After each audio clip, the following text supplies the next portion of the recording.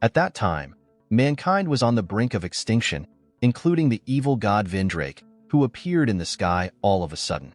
There were a lot of monsters creating havoc on the land. The strongest mages were the last hope who could stand against the evil god and get rid of the monsters creating havoc. They kept attacking each other and fighting with various spells, with the monsters creating havoc while the mages had the aim of eliminating them.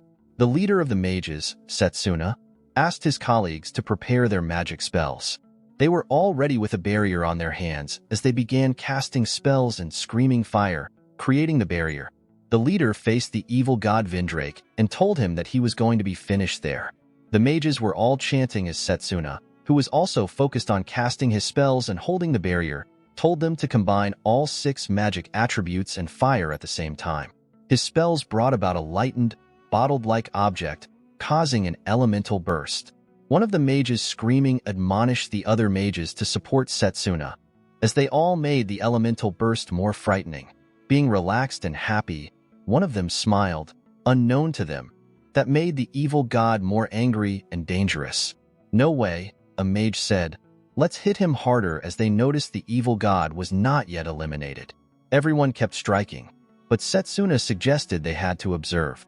As their spell was reaching the evil god, he dispelled it, making Setsuna wonder.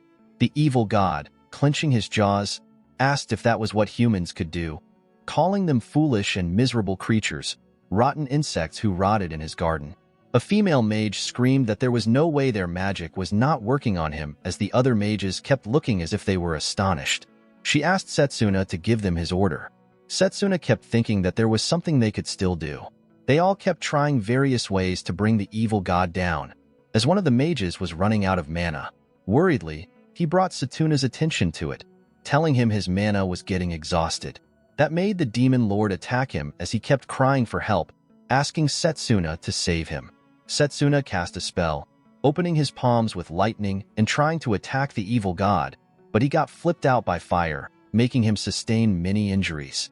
Setsuna was bleeding from all parts of his body. The evil god now behind him said that that was a futile struggle.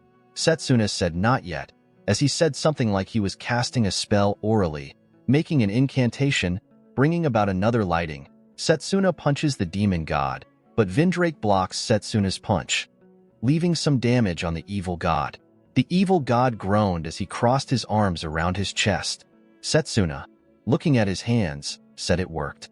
He wondered how such low-level magic, as he had thought, could cause damage to the evil god. He was still staring at his hands, and the brightness of them said he could defeat the evil god with them. The evil god spoke again and asked him if that was as far as he could go. The evil god attacked him as a necklace was shown on his chest, which was given to him by his headmaster in school. He remembered it in school. He held the necklace, glancing at it. The necklace was called the Necklace of Rebirth. His headmaster told him the necklace held the power of the spirit and time. He had the power to redo his past regrets only once. He had asked his headmaster if the necklace wouldn't be a waste on him, as he had never had any regrets. The headmaster laughed in his seat, as he had expected from the top graduate of his magic academy. He stood up, placed his hands on his shoulders, and told him that he was sure he would need it in the future. So, glancing at the necklace, he screamed regret and said his regret was that he didn't pick that magic at that time, saying he would definitely win against the evil god that time around. He was taken back to when he was in the Magic Academy 10 years ago, thanks to the Necklace of Rebirth. He was in class and saw Leo, who was supposed to go missing, before the evil god appeared. He looked around and confirmed that it was the Magic Academy, which he had really gone back to 10 years ago. He then proposed in his mind that he wouldn't let the defeat happen again. He was determined to win against the evil god. The circle of friends was in the ceremony of blessings, and it was his turn next. Setsuna walks up to the teacher to find out his blessing.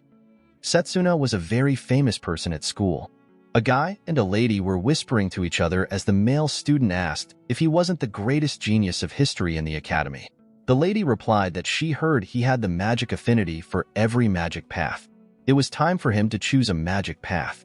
He was told that there were different paths in magic, and in order to activate magic, different techniques were required. That was why one had to choose a magic path, due to which learning of different magic from different paths is difficult. He was asked to choose the path he desired, and the trainer thought his choice would be long-range magic as he pointed to it, saying that that would be his choice, right? Setsuna knew that was the right choice, as he became the strongest mage in the world with long range, and it was enough to defeat enemies, but he knew it didn't work when he was using it on the evil god. He chose close combat magic, leaving everyone amazed, including Leo, whom he had told earlier that he was going to pick long-range magic. Cyrus Arclight, who was the head of the long-range magic department, tried to give him reasons to change his mind as he informed him that that path was mainly focused on enhancement, meaning he could only attack enemies that were close to him. He told him that the magic path had long been abandoned. Cyrus asked him if he was going to just throw away his future with a worried and bittered expression. Setsuna said he knew all that, and it was hopeless as a mage with such a magic path, but that was the only choice one had in order to defeat the evil god. And in order to get that, he stretched forth his hands, clenched his hands, and chose close combat magic so he could defeat the evil god. That left everyone surprised, including the headmaster. Setsuna was glancing at the close combat magic symbol inscribed on his hand. Cyrus was disappointed. He said he had the intention of entrusting him with all his knowledge. If he had chosen long-range magic, he would have been the strongest mage. Cyrus said that glory was promised to even him, who was Setsuna's mentor. Setsuna thought within him that such a thing as glory would surely be useless in the next 10 years when humanity's defeat would happen, as he began to remember all that had happened, and also the 5 years until the evil god would appear. As Setsuna walked alone, he started thinking about how he could develop the close combat magic before the appearance of the evil god, as he hardly had any practical experience with the magic. All second-year students who had completed the rite of acquisition were asked to proceed to their respective field classrooms. Setsuna realized he didn't know where the classroom of close combat magic was located. He couldn't find Leo, so he went to the guy and lady who were whispering to themselves about him to show him the way. They tried to isolate themselves from him as they pretended to be late for class and left him there alone. They continued whispering on their way that it was over for Setsuna, as he would surely learn his lessons for choosing such a field to stand out. Setsuna realized that because he chose close combat, the treatment was different from the last time, so he had to find it himself. As he continued thinking, he said that there should be a map of the entire campus in the courtyard, so he walked towards the courtyard. As he was going, he heard noises of people fighting, and he wondered how a fight could be happening in a place like that. Moving forward, he saw 3 guys fighting against a lady. The guys were from the long-range department, while the lady was from the close combat department. The guys took a brooch that was precious to the lady, given to her by her mother. Already bruised, she kept shouting at the guys to give back her brooch. A fat guy among the guys standing at the left side stared at the brooch and asked if that brooch was a magical tool for storing mana. The one in the middle held a fireball, looking sternly at the lady. The last guy said the brooch was too good of a class item to be used by commoners like the lady. He said they would surely make good use of it. Setsuna was watching all this while, and got to know which classes they belonged to. The guy with the fireball told the lady that if she wanted it back, she would have to take it back by force. He threw the fireball at her, but the lady dodged it. She stood up with full force, stating the fact that she would never hand over the brooch her mom saved money for years to buy for her. She magically created a blade that was circled. Setsuna wondered how she could create a mana blade with close combat magic. The guy with the fireball saying that the dagger was not going to have any effect on him. She flipped up and magically attacked them. One of the guys said no matter what she did, the dagger wouldn't get to them because they were long-range mages. They attacked with a fireball again, and as she was about to fall, Setsuna came and carried her amidst the fire. This surprised the guys, and they looked to see who it was. Setsuna, still carrying the lady in his arms, asked her if she knew where the close combat magic department was because he wanted someone to guide him there. The guys kept looking, and one of them asked if that was not Setsuna Crownwell. They noticed the back of his hand and knew that he chose close combat magic. This made the guys think that was the perfect way to beat him up as much as they could since he was in the close combat magic department. One of them magically held a fireball, ready to attack. While Setsuna was watching, he noticed there was room for improvement. He had the thought that the quality of a magic field doesn't really determine the outcome of a battle. The lady noticed he was about to fight against them. She warned him to stop it as they were seniors, but it was too late as the senior student has already launched his fireball spell towards Setsuna. On the other hand, Setsuna, and he was focusing the magic on the legs, using the physical boost only for leg strength. He was really fast, and he believed he could also dodge their attacks. He had it in mind to do more.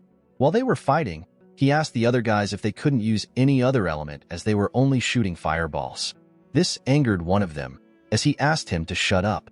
The guy kept wondering what elements he was using, as he couldn't aim well. He was launching his fireballs with rage this time around. Setsuna magically made a blade and sliced all the fire away. The guys were surprised that it could be sliced. Setsuna responded that it was because it was magic against magic, and the one with the higher magic proficiency wins. He also said the reason he, who didn't have high magical powers, became the strongest mage in the world was because of his precise control of power. The guy who seemed to be the leader said he would use an extra large one if that were the case. The other guys warned him that that could catch the attention of the instructor, but he didn't heed what they were saying and told them to shut up. The guy began incantations, but Setsuna using his combat skills could reach the guy faster than his incantations. Setsuna then made a mana fist, hitting the guy so hard. The guy fell, hitting his back on the floor as he screamed. This made the others watch in shock with their mouths wide open. Setsuna, clenching his fist, said that, as expected, he could fight properly even with close combat magic. The fat guy among them told him to stop joking around, saying that close magic was supposed to be the weakest. Setsuna, stretching his hand, told him he was forgetting something. The fat guy handed over the brooch to him, saying to himself that he had to obey him for now. He and the last guy assisted the injured guy in walking away. Setsuna handed the brooch over to the lady, saying it was important to her. She was so happy as she thanked him. And then she remembered she hadn't introduced herself. She introduced herself as Layla Rosewill. She stretched forth her hand.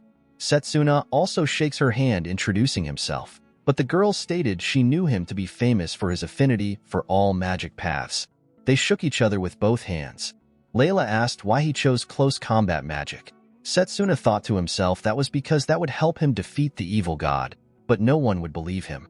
Then he asked if Layla could show him the way to the department's building for close combat magic. Layla suddenly exclaimed, remembering that the orientation for the department would have started already, so they needed to hurry. On their way, Layla told him that the department's building was located at the edge of the campus because close combat magic was unpopular. She called out to him and said he had to teach her how to make the mana blade from earlier. Setsuna told her that was nothing special as it depends on the control of mana, and Layla confirmed herself that close combat magic could be used depending on the circumstances. Setsuna said if he could master close combat magic, then he should be able to counter the dispel of the evil god. He remembered when he had a conversation with the headmaster. The headmaster had shown him his hands, in which 2 symbols were inscribed. Then he was surprised because it was impossible for one to have 2 different magic paths. One is supposed to take only one path based on norms. He recognized the magic on his right hand to be the summoning magic, but he couldn't fathom what the left hand was, as he hadn't seen such before. J.E. remembered he had asked the headmaster what that seal was, but his headmaster said he would tell him when the time came, as the headmaster was sure he could entrust him with the secret of his second magic. Unfortunately, he couldn't learn it because the headmaster was assassinated after the emergence of the evil god. He could also sense the danger posed by the headmaster's second magic path.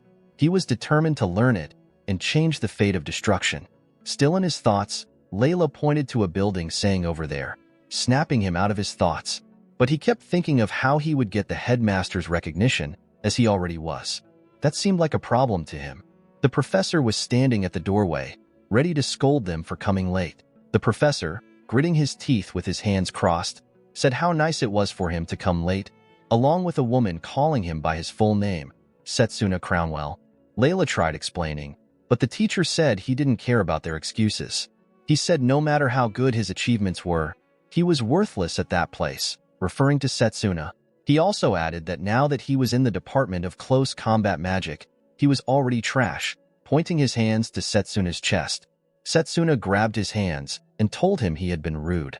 He told him that he was the professor of the department, and he did not find any pride in the close combat magic that he was teaching. The professor was angered and held his shirt, calling him a brat, and how dare he act that way against a professor. Setsuna faced him and said that there were still undiscovered possibilities in the close combat magic.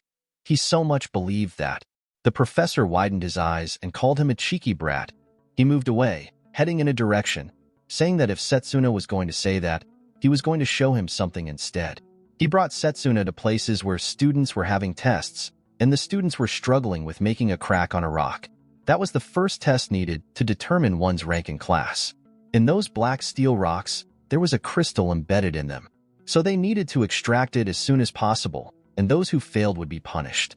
The professor was walking around and told those taking the test that it had been an hour, and none of them had been able to break it.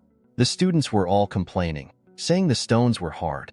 One asked how she could be able to break it with the magic she had learned so far. The students criticized him behind his back, saying he was pissed off because he wasn't chosen to be promoted. The professor said there was still a free rock pointing at a rock. He asked Setsuna to show him the possibilities of close combat magic. He placed his hands on the rock, telling Setsuna that he had only 10 minutes. Layla exclaimed that it was just 10 minutes because it was impossible to break a black steel rock in just 10 minutes, and their rock was much bigger than the rest. The professor held a stopwatch, informing them they had only 9 minutes left, and they were still arguing. Setsuna placed his hands on Layla's shoulders and moved back towards the rock. He placed his hands on it and didn't say anything. The professor mocked him and said he was now speechless, but if he could just bow his head and apologize, he could consider giving him more time. Setsuna refused his offer, saying that 10 seconds was more than enough. Layla called him reckless. The professor told Setsuna that the black steel wasn't just big but also had high density, and even he couldn't break the rock after 30 minutes. Setsuna said he would show him. He had this determination to get recognized by the headmaster, and the only way he could do that was to be the best in his class, and he couldn't let trivial things like breaking a rock hinder his goal. He magically created a blade. The professor thought he didn't know what he was doing and mocked him, saying that he was just all talk after all. He was still talking about what punishment he would give him for disobeying his professor when he got interrupted by the shattering of the rock. The professor was shocked as Setsuna handed him the crystal. Setsuna told him it was 10 seconds. The professor's mouth was wide open. Layla was surprised that he really did it. The other students kept wondering how he could break the huge rock. They were thinking that maybe he was stronger than the professor. The professor opened his mouth and said there was no way he would admit it and that it was cheating. He said the rock was so hard that it wouldn't even shatter in 10 minutes, and if he could do that, it was obvious he cheated. Setsuna said if he could use 10 minutes on a rock like that, it would be better if he quit being a professor and started over again as a student. The professor clenched his fist when the head professor, Lionel, who was smoking behind him, called him Zachary. He placed his hand on the professor's head and asked if he was bullying students again. He told him that Setsuna didn't cheat at all. All he did was read the flow of mana within the rock and aim for the weakest point in it. He scolded Zachary, saying that he was trying to act like an instructor and couldn't see through that.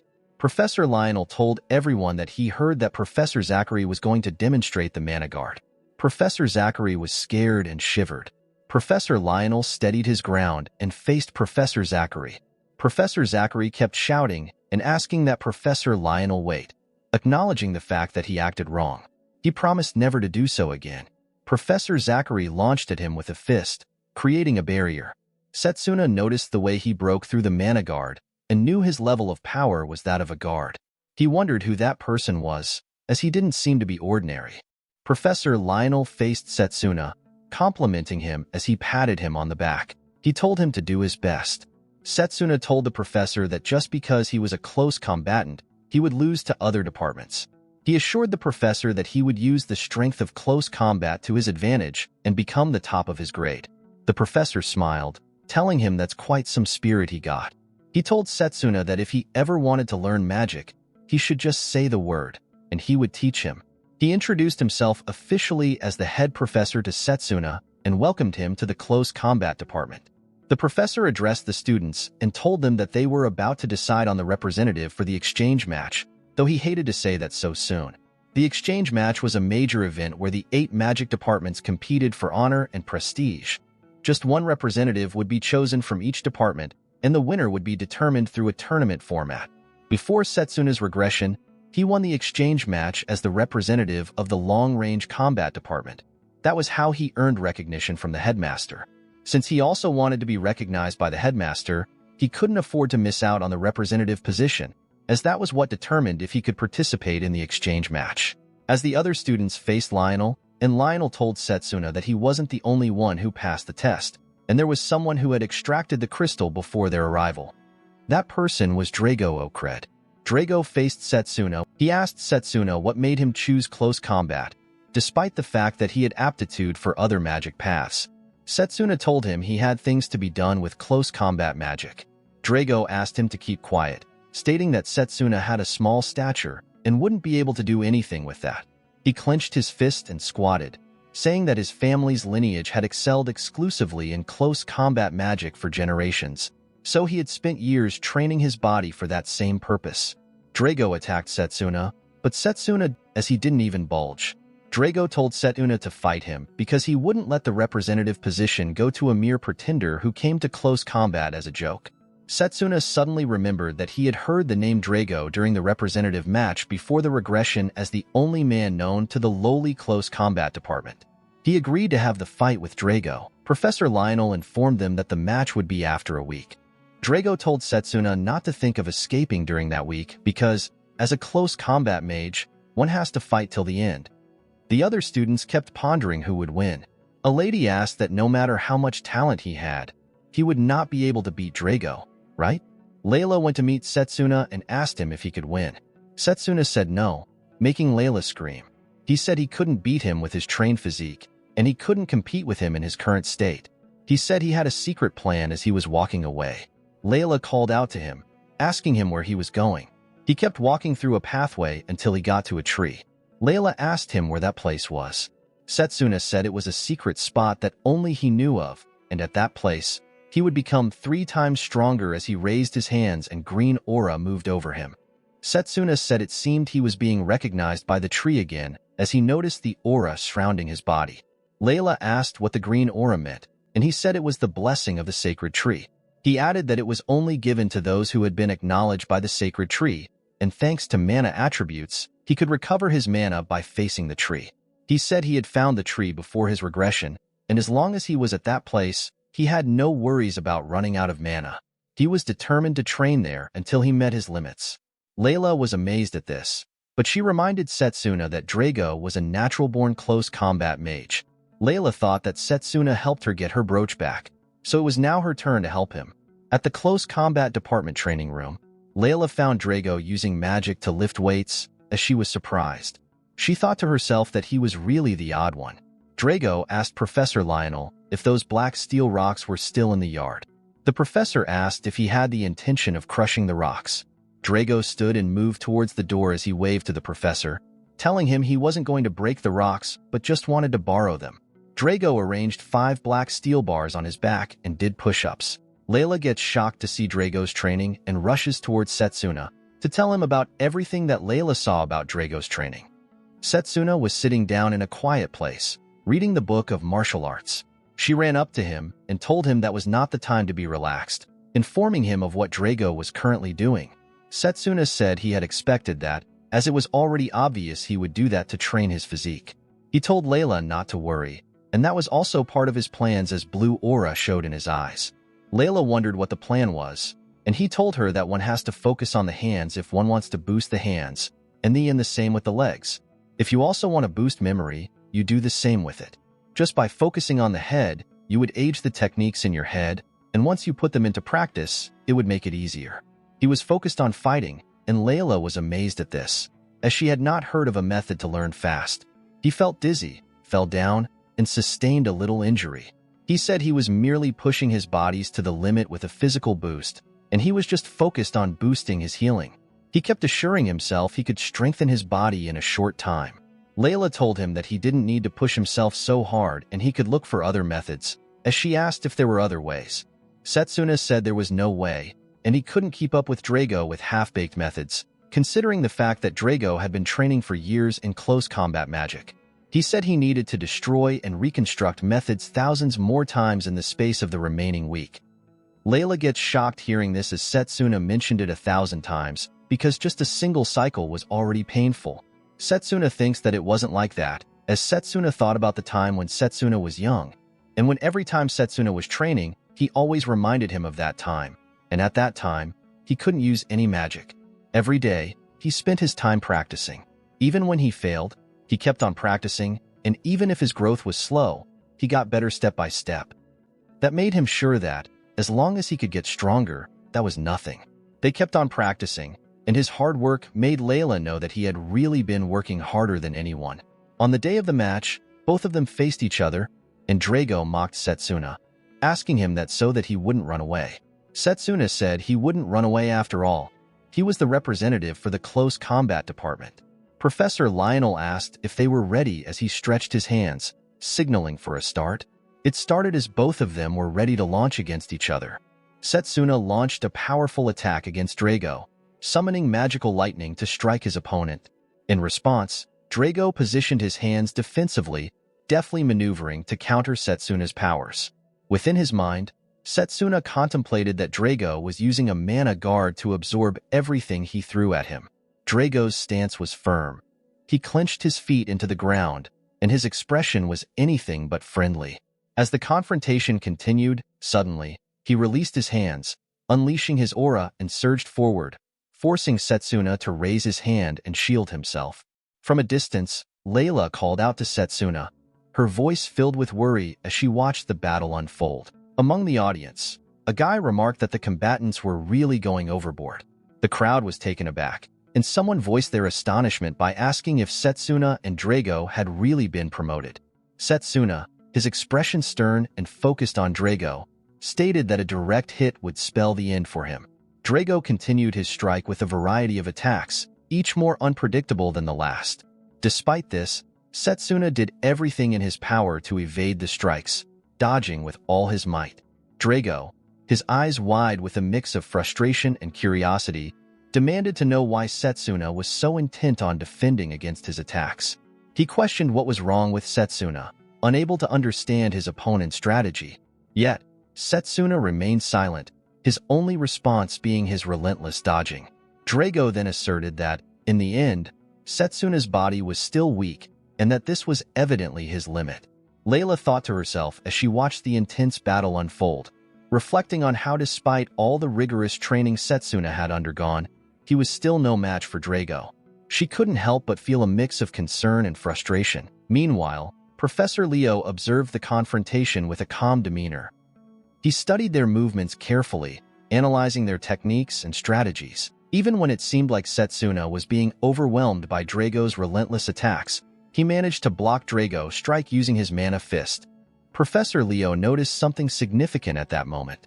He realized that Setsuna was skillfully deflecting all of Drago's attacks using precise mana control, a technique that demonstrated his growing mastery over his powers. Drago's anger was palpable as he spoke, venting his frustrations. He accused everyone of looking down on close combat, dismissing it as inferior to other forms of fighting, and referred to them derogatorily as elites. Drago recounted how he and his father had been born into a family that excelled in close combat, emphasizing the countless humiliations they had endured because of this bias. His voice filled with determination, he vowed to change his fate with his own hands, magically conjuring a blade that shimmered with power. Setsuna, unfazed by Drago's declaration, gripped his own blade tightly and stared keenly at his opponent. The air was thick with tension as the two warriors prepared for the next phase of their duel. They engaged in a fierce exchange, each demonstrating a variety of styles and techniques. The clash of their blades echoed through the arena, showcasing their skills and the intensity of their rivalry. The audience watched in awe as Drago and Setsuna battled with relentless energy. It became increasingly clear that Drago was overpowering Setsuna, using his superior strength and combat prowess to gain the upper hand. The audience began to whisper among themselves, predicting that it was over for Setsuna. They believed that since he had chosen the magic path merely to stand out, he would surely learn his lesson now. As they murmured, doubt and speculation spread like wildfire. Placing his arms around his face for protection, Setsuna acknowledged within himself that he could understand Drago's words to some extent. However, he questioned Drago, asking if they weren't aiming for something greater than their current confrontation. Drago, taken aback by this question, felt a moment of dismay, but they continued their intense fight. With a sudden surge of energy, Setsuna boosted his physical speed and launched another attack against Drago. Drago, finding himself with no other option, dodged by crossing his arms over his face for protection. Observing this, Layla smiled and commented that Setsuna's strategy was working. The professor, watching keenly, thought to himself that although Drago's offensive and defensive skills were remarkable, Setsuna's control over his powers and his physical growth were extraordinarily impressive. He pondered who would ultimately emerge victorious in this fierce battle. Setsuna, realizing the formidable nature of Drago's defense, concluded that he needed to create an opening.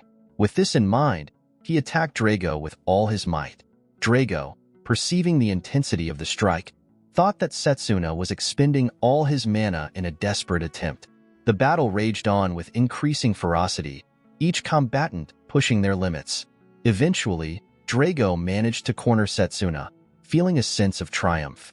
He thought to himself that he had finally cornered Setsuna, believing that from this position, Setsuna would not be able to use his agile footwork to escape. As the tension peaked, Drago attacked Setsuna once more, and Drago was taken aback by the afterimage left in his wake. Setsuna explained that by concentrating his mana at the point where he was standing, he could briefly leave an afterimage, a technique he had perfected to confuse and outmaneuver his opponent. He then launched attacks from all angles, his movements swift and unpredictable. At one critical moment, he declared with unwavering confidence that this was the end of their duel. Everyone was awed by this unexpected turn of events. Professor Leo reflected silently, impressed by Setsuna's strategy. He realized that Setsuna had aimed for a counterattack, cleverly taking advantage of the fierce strike to turn the tide in his favor. The professor also believed that both fighters had performed exceptionally well. With a gesture of his hand, he declared the program over. He then announced Setsuna as the winner of the duel. The reaction from the audience was mixed. Some students were surprised by the outcome, while others were genuinely happy for Setsuna. Among those celebrating was Layla, whose joy knew no bounds, clearly overjoyed by Setsuna's victory. Meanwhile, Drago lay on the floor with his head bowed, groaning in pain and frustration. His defeat was a hard pill to swallow. A student in the crowd, with a look of astonishment, asked if Drago could still stand up after taking such a powerful hit. Another lady in the audience remarked on Drago's toughness, noting how resilient he had been throughout the fight. Drago thought to himself in disbelief that it couldn't be over. He pondered that the final blow from Setsuna's mana blade had been carefully adjusted to avoid being fatal. Setsuna walked up to his fallen opponent. With a gesture of camaraderie, he offered his hand to help Drago up. Drago looked up at Setsuna, his expression a mix of exhaustion and curiosity. He asked Setsuna to tell him one thing. He asked Setsuna what he was fighting for.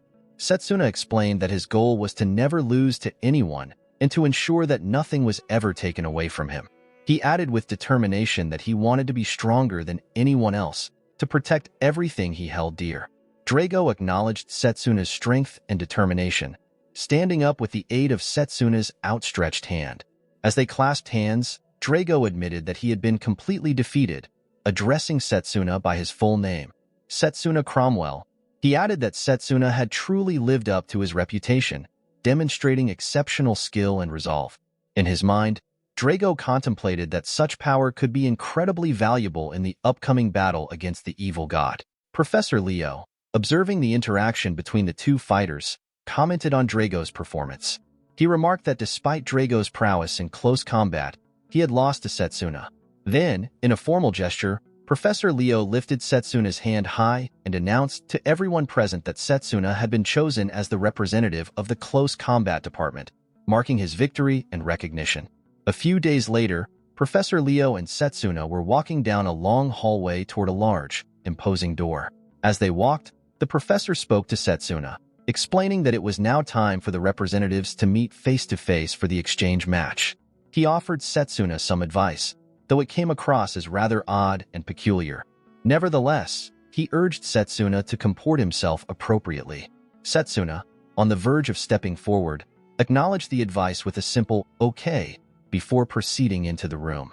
As Setsuna entered, a murmur of surprise rippled through the audience, prompting a mocking remark questioning if representatives from the Close Combat Department were also participating. The individual whom Setsuna was slated to face made a pointed comment about Setsuna's willingness to confront his own shortcomings. Observing the emblem on his opponent's hand, Setsuna surmised that the person must be the representative of the Enchantment Magic Department, indicating a formidable adversary. Turning his attention back to Setsuna, the opponent, referring to Setsuna as the Mr. Lowly Grunt Department's representative and pointing an accusatory finger at Setsuna's chest. He proceeded to question Setsuna, insinuating that the Close Combat Department had not produced any notable achievements in the past century.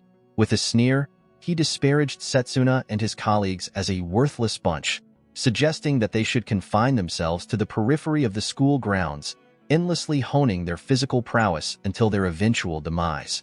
He was in the midst of making a statement when Setsuna purposefully stepped on his feet, eliciting a groan of discomfort from him. Setsuna, with a hint of sarcasm, remarked that it seemed they had a rather unique way of greeting each other in the enchantment magic department. He continued to press down on his opponent's foot, causing him to cry out in pain, while Setsuna maintained his hold with a wry grin, his frustration evident in his voice. Setsuna conveyed to his opponent that despite the Close Combat Department's lack of victories in the past 100 years, such history was irrelevant in the current situation. With unwavering confidence, Setsuna declared that this year would be different, firmly asserting that the Close Combat Department would emerge victorious. The guy, visibly agitated, pointed an accusatory finger at Setsuna, demanding that he cease speaking nonsense and face reality. Just as tension peaked between the two, the headmaster entered the room, having overheard part of the conversation. He acknowledged the passion displayed by both sides, but reminded them that the true determination of superiority would be determined by the upcoming match itself. Before the headmaster could address them further, Carol stepped forward. With a sense of reverence, she expressed her gratitude at meeting the headmaster and pledged to showcase her abilities with utmost dedication at the forthcoming inter-school exchange match. Setsuna couldn't help but reflect inwardly on Carol's unwavering friendliness. Despite hailing from the summoning department, Carol's demeanor remained constant, a testament to her character. Memories surfaced of Carol's past encounter with a formidable opponent during the exchange match prior to the regression. Though Carol emerged victorious then, Setsuna understood the importance of caution in the upcoming matches, knowing the unpredictable nature of such competitions. As the atmosphere buzzed with anticipation, the headmaster took center stage. He began by extending heartfelt congratulations to each participant for earning the representative rights of their respective departments. His words conveyed genuine delight at the gathering of such exceptional talents. Transitioning to the specifics of the event, the headmaster reiterated that the inter-school exchange match would adopt a one-on-one tournament format, with opponents determined randomly. Each match would serve as a test of skill and resilience, offering participants the opportunity to showcase their abilities on a grand stage. The headmaster commenced the announcement of each matchup. The first pairing, he revealed, would feature the Close Combat Magic, renowned for its expertise in hand-to-hand combat, against the Enchantment Magic, known for its ability to bestow mana upon objects and life. The clash between these contrasting styles promised to be both thrilling and enlightening. Moving on to the second match, the headmaster described the contrasting forces at play. On one side stood the healing magic, capable of performing miracles and providing crucial support to allies. Opposing it was the long-range magic, adept at neutralizing enemies from a distance, preventing them from closing in. The third match of the exchange match showcased the intricate dynamics between formation magic, renowned for imbuing various powers within magic arrays, and summoning magic, celebrated for its command over mythical beasts from distant realms. This clash of abilities promised to be both enlightening and exhilarating. In the fourth match, attention turned to the enigmatic realm of special magic, which defied categorization, facing off against alchemy magic, renowned for its ability to permanently alter substances. This matchup offered a fascinating juxtaposition of mystical forces, each with its own unique strengths and applications. As the headmaster addressed the gathered participants, he underscored the significance of the exchange match as a practical lesson in the diverse realms of magical study. He emphasized that the forthcoming matches would not only test their skills, but also deepen their understanding of different magical departments. With the exchange match scheduled to take place in just 10 days, the headmaster granted the participants the freedom to choose between honing their existing magical abilities or exploring new avenues of magical study. His words were met with a mixture of anticipation and determination. As the participants prepared themselves for the challenges ahead, Carol's enthusiastic reaction resonated with the collective excitement of the group. In a gesture of respect, they all bowed to the headmaster, Seizing a moment alone with the headmaster as he departed, Setsuna saw an opportunity to address him directly. Calling out to the headmaster and following behind, Setsuna awaited his attention. When the headmaster stopped and turned around, Setsuna stepped forward, ready to engage in conversation. With a sense of purpose, Setsuna introduced himself as the representative of the Close Combat Magic Department. Setsuna introduced himself with a respectful demeanor, stating his full name as Setsuna Cromwell before proceeding to make a request of the headmaster. With a hint of anticipation in his voice, he inquired if the headmaster would be willing to impart further knowledge about magic should he emerge victorious in the upcoming matches. In response, the headmaster, taking into account Setsuna's specialization in close combat magic, expressed initial skepticism about the relevance of teaching him summoning magic, dismissing it as potentially unnecessary for Setsuna's skill set. Undeterred, Setsuna clarified his request, specifying that he was referring to a different type of magic altogether. The headmaster, visibly surprised by Setsuna's request, widened his eyes in astonishment. He questioned Setsuna about how he had come to possess such knowledge.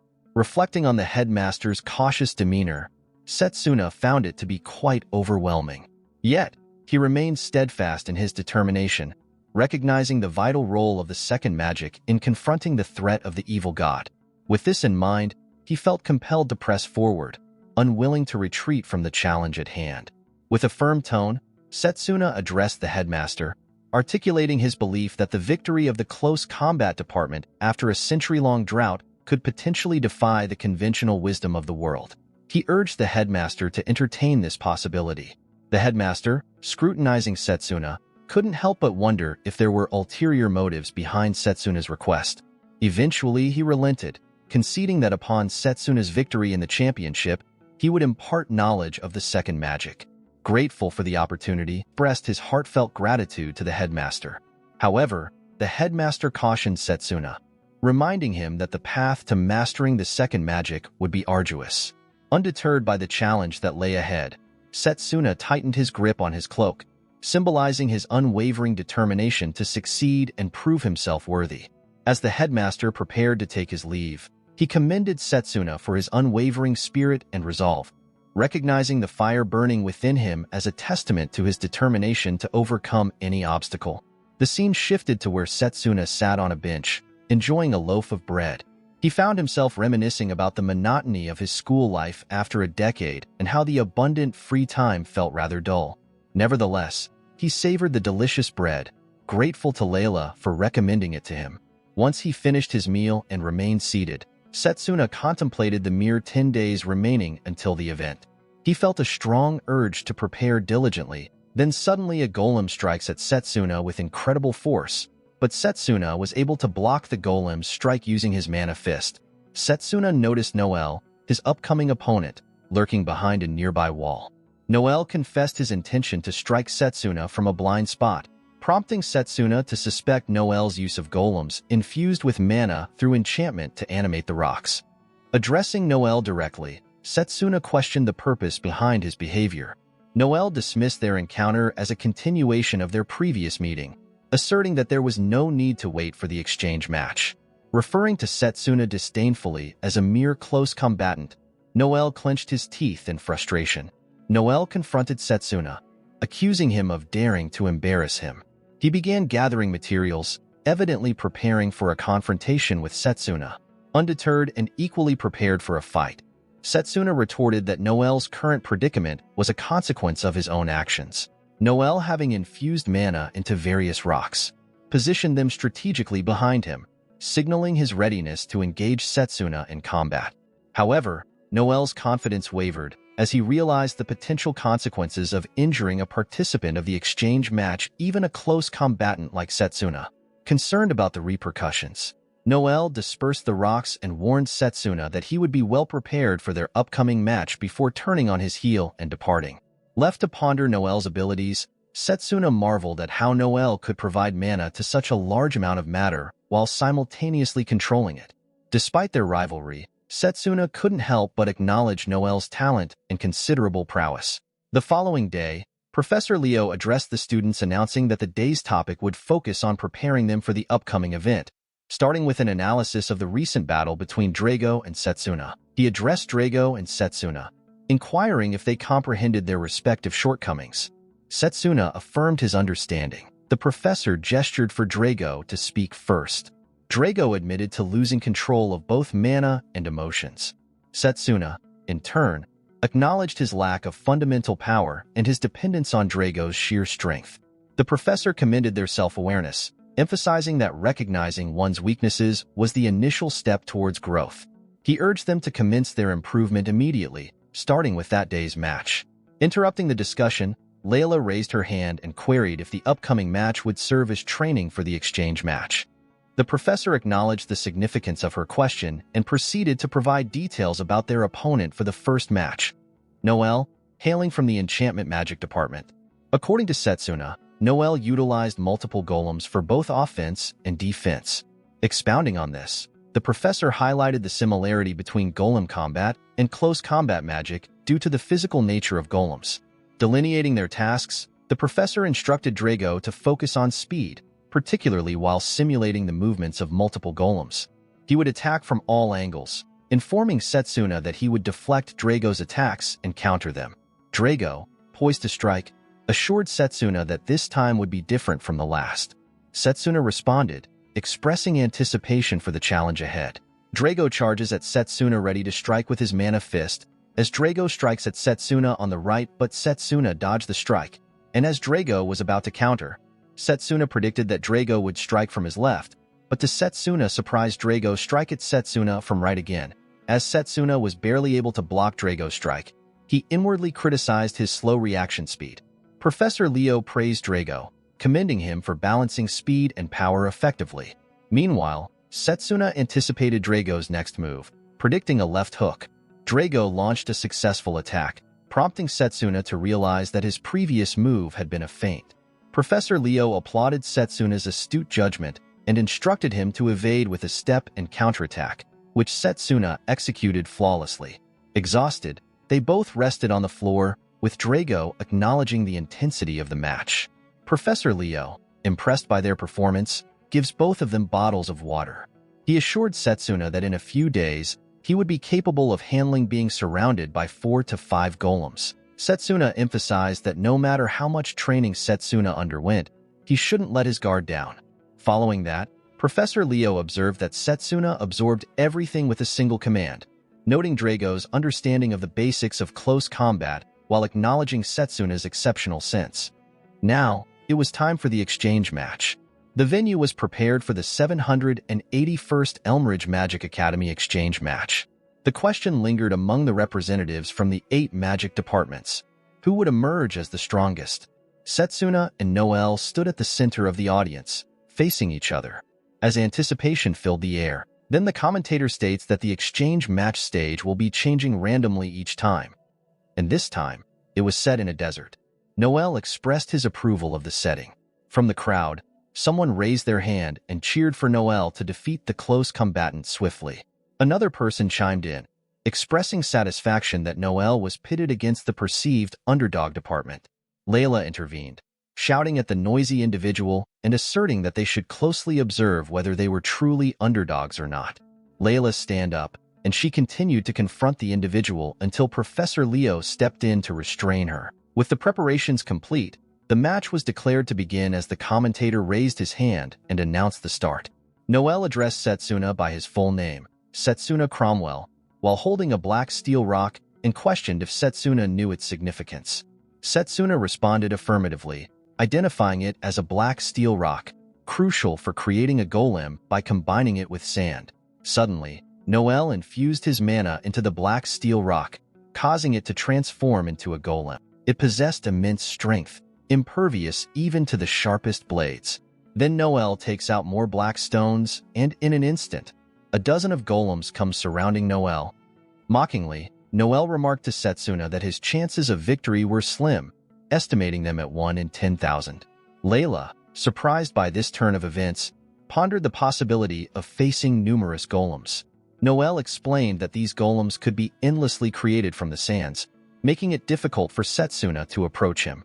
A guy remarked that the outcome of the game had been predetermined even before it began. Another nearby individual shouted at Setsuna, advising him to surrender for his own sake. Noel addressed Setsuna by his full name, indicating his readiness to listen to anything Setsuna had to say. Setsuna, in response, found the situation boring, as he hadn't anticipated this to be Noel's trump card. Angered and wide-eyed, Noel questioned Setsuna's remark, then gestured to his golems, commanding them to overwhelm Setsuna. Suddenly, a dust cloud enveloped the area, leaving the audience bewildered as visibility dropped. Setsuna magically conjured a sword and proceeded to destroy the black steel rocks. He confidently declared that he had already mastered handling the black steel rocks. Noel, feeling frustrated, Noel tells Setsuna that he has already mentioned before that he can create as many golems as he wants. To prove his point, Noel creates a dozen more golems, and these newly formed golems join together to launch an attack on Setsuna.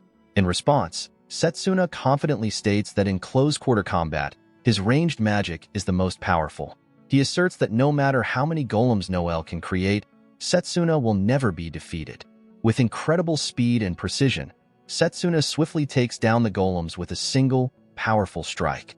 In an instant, he closes the distance between himself and Noel and punches him squarely in the face, remarking that it was an unfair match for Noel from the beginning. Meanwhile, the audience is unable to see the details of the battle because of the thick dust cloud obscuring their view. As the dust begins to settle, an audience member spots a solitary figure standing amidst the debris. It is revealed to be Setsuna, the last one standing. With the dust now cleared, the announcer declares Setsuna the winner of the match.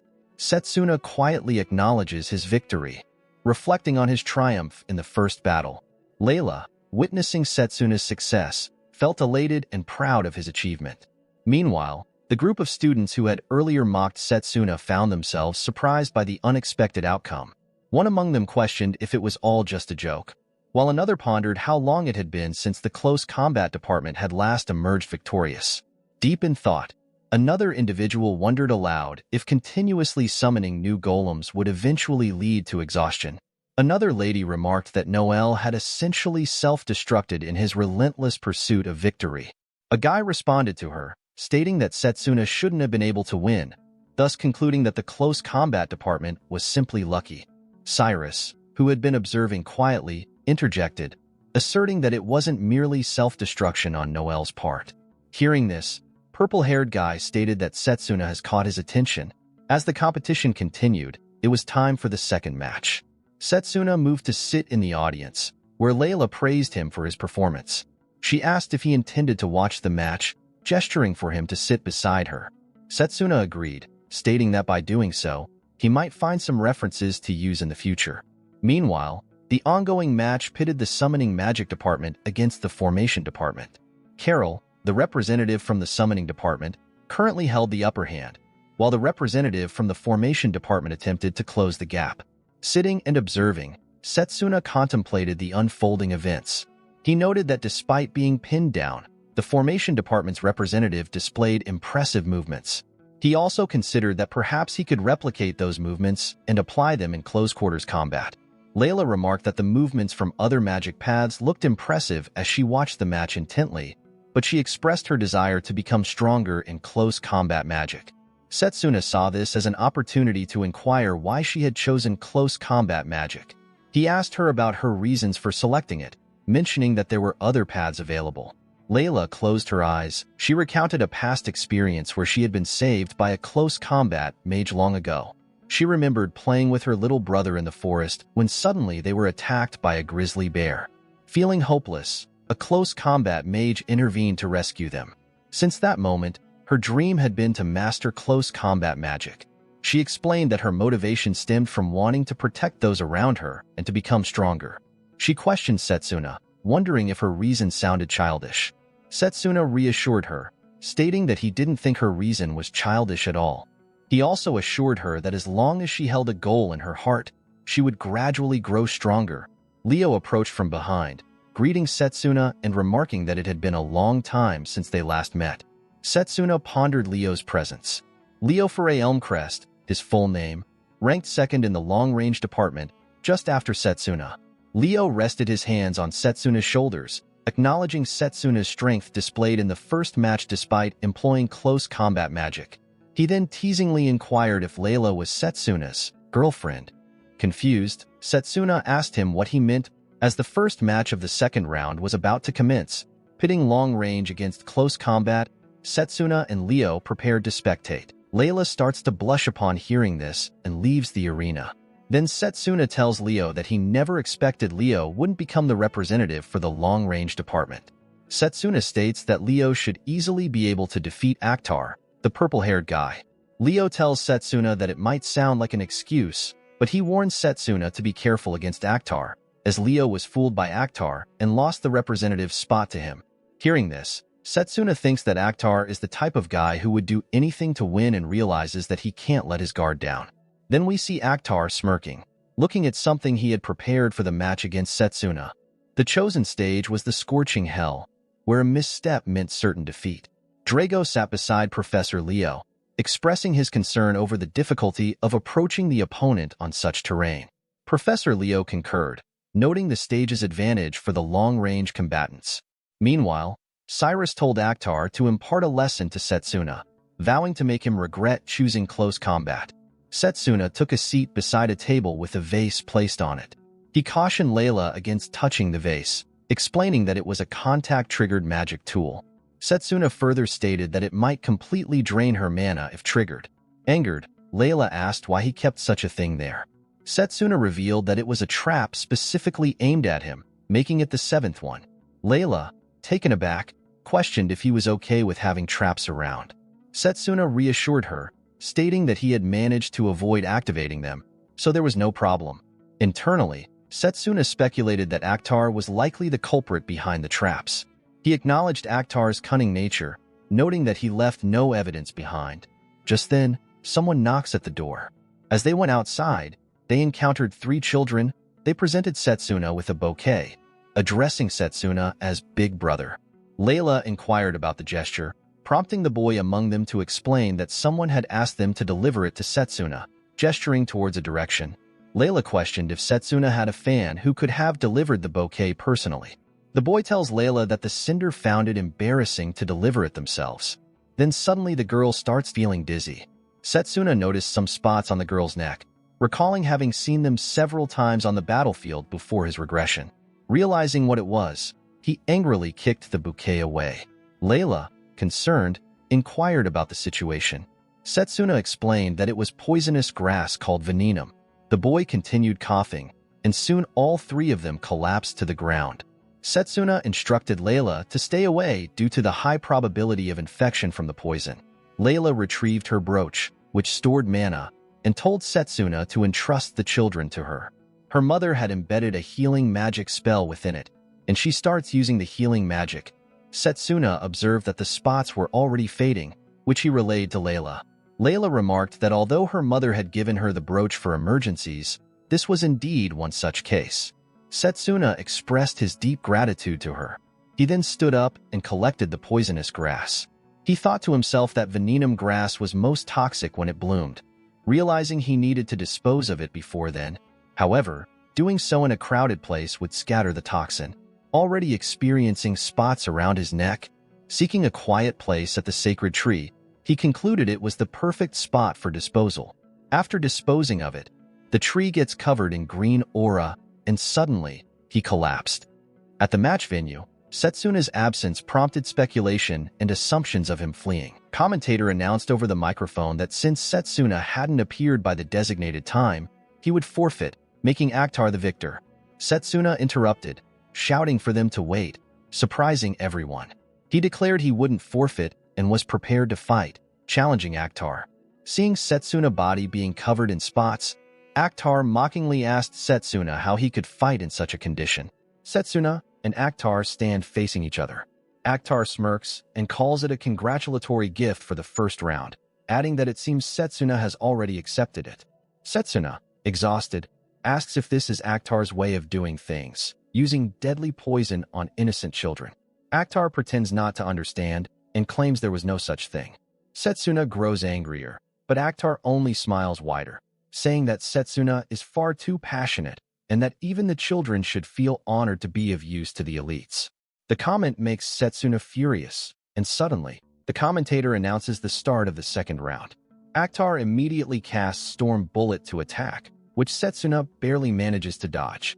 Watching the fight, two teachers sitting nearby exchange worried glances. The red-haired student asks if something is wrong with Setsuna, noting that his mana appears completely unrefined. Meanwhile, in the lobby, the poison from the venenium grass has been partially purified by the protection of the sacred tree, but there wasn't enough time for Setsuna to cleanse the poison fully from his body. Akhtar keeps launching one attack after another, giving Setsuna no chance to recover. Before another blast can strike him, Setsuna leaps into the air to escape, but Akhtar isn't done. He predicts Setsuna's landing position and continues attacking, forcing Setsuna to dodge desperately. The commentator finds it amusing that the close combat fighter Setsuna is now completely on the defensive. The golden-haired man watching from the stands smirks, remarking that all the preparation was worth it, and tells Setsuna to brace himself for humiliation. Setsuna glances toward the empty seat in the spectators' area, realizing that Layla still hasn't returned, and silently hopes the children are safe. Akhtar notices his distraction and smiles, asking if something is worrying him. Setsuna, too tired to reply, stays silent. The students in the audience begin laughing, saying that the close combat fighter Setsuna is just running away and clearly has no way to handle long-range opponents. Akhtar grins and suggests that Setsuna should withdraw from the match before attacking again. Seeing the incoming spell, Setsuna attempts to block it with Mana Guard, but his unstable mana control causes the barrier to collapse. The attack hits him directly. Setsuna's arms are covered with wounds. Akhtar bursts out laughing and points mockingly at him, saying that he's falling apart. Setsuna glares at him and asks why he isn't finishing the fight. Akhtar lets out a confused "huh," and Setsuna continues, saying that the best strategy would be to prevent close combat and overwhelm him with continuous long-range attacks. Yet all Akhtar has been doing is provoking him. He asks Akhtar what he's really planning. Amused, Akhtar replies that he never expected to be lectured on long-range tactics. Still, he compliments Setsuna's keen observation, admitting that Setsuna is not to be underestimated. Then Akhtar tells him to look around. Setsuna realizes he's standing on a narrow rock pillar surrounded by rivers of glowing lava. The golden-haired student gasps in shock, asking when Akhtar managed to set this up. Wickedly, Akhtar explains that he adheres to the headmaster's rule of avoiding unnecessary risks, and reveals that this had been his plan from the very beginning. Then, Akhtar uses Storm Cannon to launch a massive attack at Setsuna, making the red-haired student furious about the situation. It's Akhtar's final blow to end the match, but suddenly, Layla's voice echoes through the arena as she shouts Setsuna's name. He looks over and sees her holding up a pendant, telling him that the children are safe. Setsuna smiles in relief, his entire body glowing with mana as he declares that he doesn't have to worry about the kids anymore. Clenching his fist, he says it's time for his comeback. Akhtar looks stunned to see Setsuna instantly recover and demands to know how he did it. Setsuna channels his mana to form a blade and calmly explains that it's not surprising. It's simply an advanced application of physical boost. He reveals that he had been activating his cells throughout the battle, breaking down the poison while Akhtar was busy destroying his footing. Setsuna calls Akhtar a coward, saying that he fell for his plan. Akhtar grows nervous but tries to act confident, warning Setsuna not to get cocky because there's nothing he can do in this situation. The golden-haired man agrees with Akhtar, urging him to finish the fight. Akhtar charges up another attack and fires it towards Setsuna. Seeing the spell coming, Setsuna thinks about how little footing he has left and how scarce his remaining mana is, but he believes it's enough to take Akhtar down. He blocks the attack with his mana sword, yet manages to counter the blast. Akhtar is shocked beyond belief, and even the red-haired student is amazed that Setsuna repelled the attack. As the counter-strike heads toward him, Akhtar quickly nullifies it, mocking Setsuna for thinking he couldn't cancel his own spell. But when he looks at Setsuna's position, he suddenly realizes that Setsuna is right in front of him, ready to strike. Setsuna smirks and asks if Akhtar really thought he couldn't leap that distance. Akhtar starts sweating, unable to believe it, but before he can react, Setsuna's blade strikes him, sending him crashing to the ground. Landing gracefully, Setsuna tells Akhtar that if he wants forgiveness, he should seek it from the children. The commentator then announces the winner, Setsuna. Hearing that, the red-haired student smiles, But suddenly, the ground beneath Setsuna and the unconscious Akhtar begins to crumble, and both of them plunge into the flowing lava below. While falling, Setsuna realizes the situation is dire because Akhtar is unconscious. He tries to use his mana bound to his foot to save Akhtar from falling, but things look grim. With no other choice, Setsuna prepares to use a special ability, but before he can act, a white-haired girl summons her Fenrir, which swiftly saves both Setsuna and Akhtar. Seeing the Fenrir, Setsuna immediately recognizes it as Carol's summoning magic. The spectators erupt in cheers at the sight. The Fenrir lands safely on the ground, and Carol begins patting it affectionately while the doctor rushes to treat Setsuna and sends Akhtar to the infirmary. Carol smiles at Setsuna, saying that he owes her one now, though it seems he might have been fine without her help. Setsuna smiles back, telling her that's not true and that she really did rescue him. Afterward, Setsuna reflects on Carol. She's from the summoning department, a strong contender for the championship, and possesses both talent and composure. If she keeps winning like this, Setsuna knows he must be ready for a fierce battle ahead. The blue-haired students watching are shocked to see that the close combat representative, Setsuna, has won again. One of them wonders if it's just a fluke, but they're both worried. If this continues, it will be absolutely unprecedented. The scene shifts to the headmaster of the academy, who is impressed by Setsuna's performance. Meanwhile, the golden-haired teacher is furious with Akhtar. Later, after changing his clothes, Setsuna heads to the spectator area to meet Layla, who compliments him on a great fight. The red-haired student tells Setsuna that he heard about everything from Layla, adding that Setsuna really had it tough. Setsuna then asks Layla about the children, and she explains that they're resting in the infirmary for now, with the doctor confirming they'll recover soon. Hearing that, Setsuna feels immense relief and smiles. But suddenly, he senses a powerful killing intent from the arena. Startled, he quickly looks around, trying to locate its source. Layla notices and asks if something's wrong, but Setsuna replies that it's nothing. Still, he wonders to himself what that ominous energy was, the cold, suffocating magic filled with hostility. It makes him question what exactly is lurking behind the tournament. Later that afternoon, Setsuna trains alone, deep in thought about the upcoming final match in a week, and about that mysterious presence. The feeling makes him realize he needs new power to confront whatever lies ahead. While he's thinking, a black-haired teacher interrupts him, asking why Setsuna called him there. Setsuna replies that he's seeking his guidance once again and refers to the professor by his old title, Fist of Comet Lionel. The professor is taken aback by the name, saying it's been a long time since he's heard it, and asks where Setsuna learned it. Hearing that, Setsuna realizes it's really him and explains that he heard the nickname back in the Magic Corps before his regression. Fist of the Comet. The professor was a legendary close combat mage rumored to have defeated even ferocious dragons with a single blow. He had already left the army by the time Setsuna joined, so they never had the chance to fight together. Setsuna admits that he's been thinking about it ever since they met and bows deeply, begging the professor to teach him his magic. The professor smiles, scratching his head, saying it's been a long time since anyone called him by that name. Setsuna insists that it doesn't matter. Among all the close combatants he has faced, the professor is the strongest. The professor asks why Setsuna seeks more power when he's already strong enough. Setsuna replies that it's still not enough. He says he doesn't want to lose to anyone, not even to a deity. Hearing this, the professor chuckles and remarks that Setsuna is a very interesting student. He agrees to teach him, even though it's not a technique he would normally share with a body still developing. Then, the professor shows him the mana forming in his fist. Setsuna watches in awe as immense magical energy gathers around it. The professor explains that this is why he was once called Fist of the Comet, but it consumes so much mana that it can't be used repeatedly. Even so, he believes one strike is enough. He tells Setsuna to watch closely. After fully charging his mana, the professor launches a devastating punch that shakes the ground, displaying overwhelming power. Setsuna is astonished by the sight.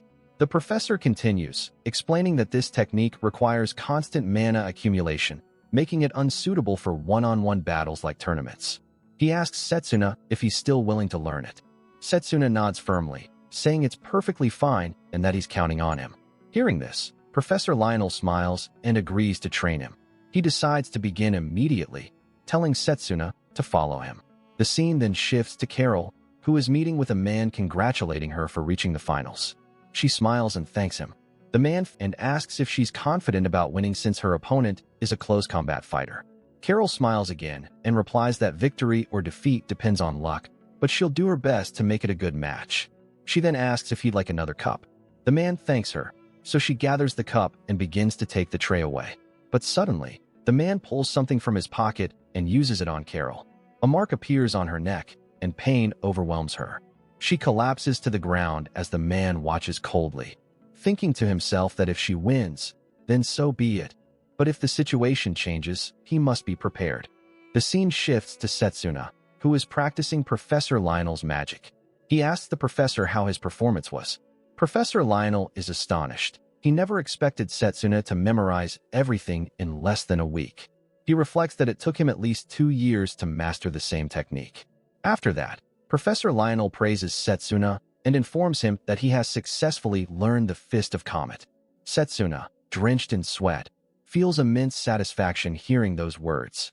The day of the finals finally arrives, and all the students and professors gather in the arena. The commentator announces that the 781st Elmridge Magic Academy Exchange final match is about to begin. He introduces the fighters. The overwhelming favorite star, Carol from the Summoning Department, versus the rising underdog, Setsuna from the Close Combat Department. Among the audience, a student asks his friend who he thinks will win. One student confidently replies that the undefeated Summoning Department will definitely win. However, a purple-haired girl counters, saying that the Close Combat Department is strong too and admits she has become a fan of Setsuna. The children watching are also cheering loudly for him. The commentator then introduces the stage for the final match, the Ruins of the Goddess. To prevent any damage from the fierce battle ahead, Formation Mages have set up a powerful barrier around the arena. Watching this, Layla comments that it's finally a stage where Setsuna won't be at a disadvantage. Hearing that, Professor Lionel replies that he hopes she's right. Setsuna glances toward the headmaster, thinking that if he wins, the headmaster must keep his promise about teaching him the second magic. Seeing Setsuna's cheerful expression, Carol remarks that he seems to be in high spirits, then summons her companion and tells him to do their best. The commentator announces the start of the final match, prompting Carol to summon Fenrir. She mounts the Great Wolf and attacks, but Setsuna dodges easily, observing her abilities. Her attacks are of the freezing element, possessing the same properties as Blizzard. Impressed by Setsuna's quick movements, Carol compliments his outstanding footwork but declares she won't let him rest. She commands Fenrir to attack again. Setsuna activates Physical Boost X10 and skillfully evades all of Fenrir's strikes. Finding an opening, he closes the distance between them and forms a mana blade, striking at Carol, but Fenrir intercepts the blow, taking the hit for her. Layla, watching from the stands, assumes that Setsuna has defeated Fenrir, but Professor Lionel shakes his head, explaining that summoned beasts are condensed mana. Such wounds heal instantly. As he says this, Fenrir's injuries close in moments. Carol praises her companion, calling him a strong boy and saying he's done well so far. Then, both Carol and Fenrir look toward the sky and begin casting a spell together. Suddenly, the entire arena transforms into a frozen stage. Setsuna immediately realizes that the freezing mana has been trapped inside the barrier. A spectator in a student's uniform comments that in this frozen environment, Fenrir's attacks will grow even stronger, wondering what Setsuna will do now. Meanwhile, Setsuna analyzes the situation. With his opponent's range advantage and endurance, a prolonged battle would put him at a disadvantage. He decides to settle the match with Charge Bullet. Fenrir lunges forward, but Setsuna jumps high into the air, dodging the attack and closing the distance again. Some students watching whisper that the close combat representative Setsuna seems to be on the defensive, while others predict that defeating a summoner is impossible. The children in the audience look worried for him. Professor Lionel suddenly notices something and his eyes widen. Layla, seeing his reaction, asks if something is wrong. The professor smiles faintly and says it's nothing, but inside, he's realized that Setsuna is preparing to use Charge Bullet. He knows the technique requires time to charge and isn't ideal for one-on-one combat, yet he believes that with Setsuna's exceptional mana control, he might be able to charge at mid-battle. Still, it's far from easy. Back in the fight, Carol wonders what Setsuna is planning and decides to interrupt him. She summons another creature, Garuda, a flying beast. The red-haired student watching gasps in surprise, and even Professor Lionel is impressed, commenting that she's very talented to perform simultaneous summoning. Now both summoned beasts attack Setsuna as he charges Charge Bullet. The impact of their combined strike kicks up a cloud of dust, making Layla anxious for Setsuna's safety.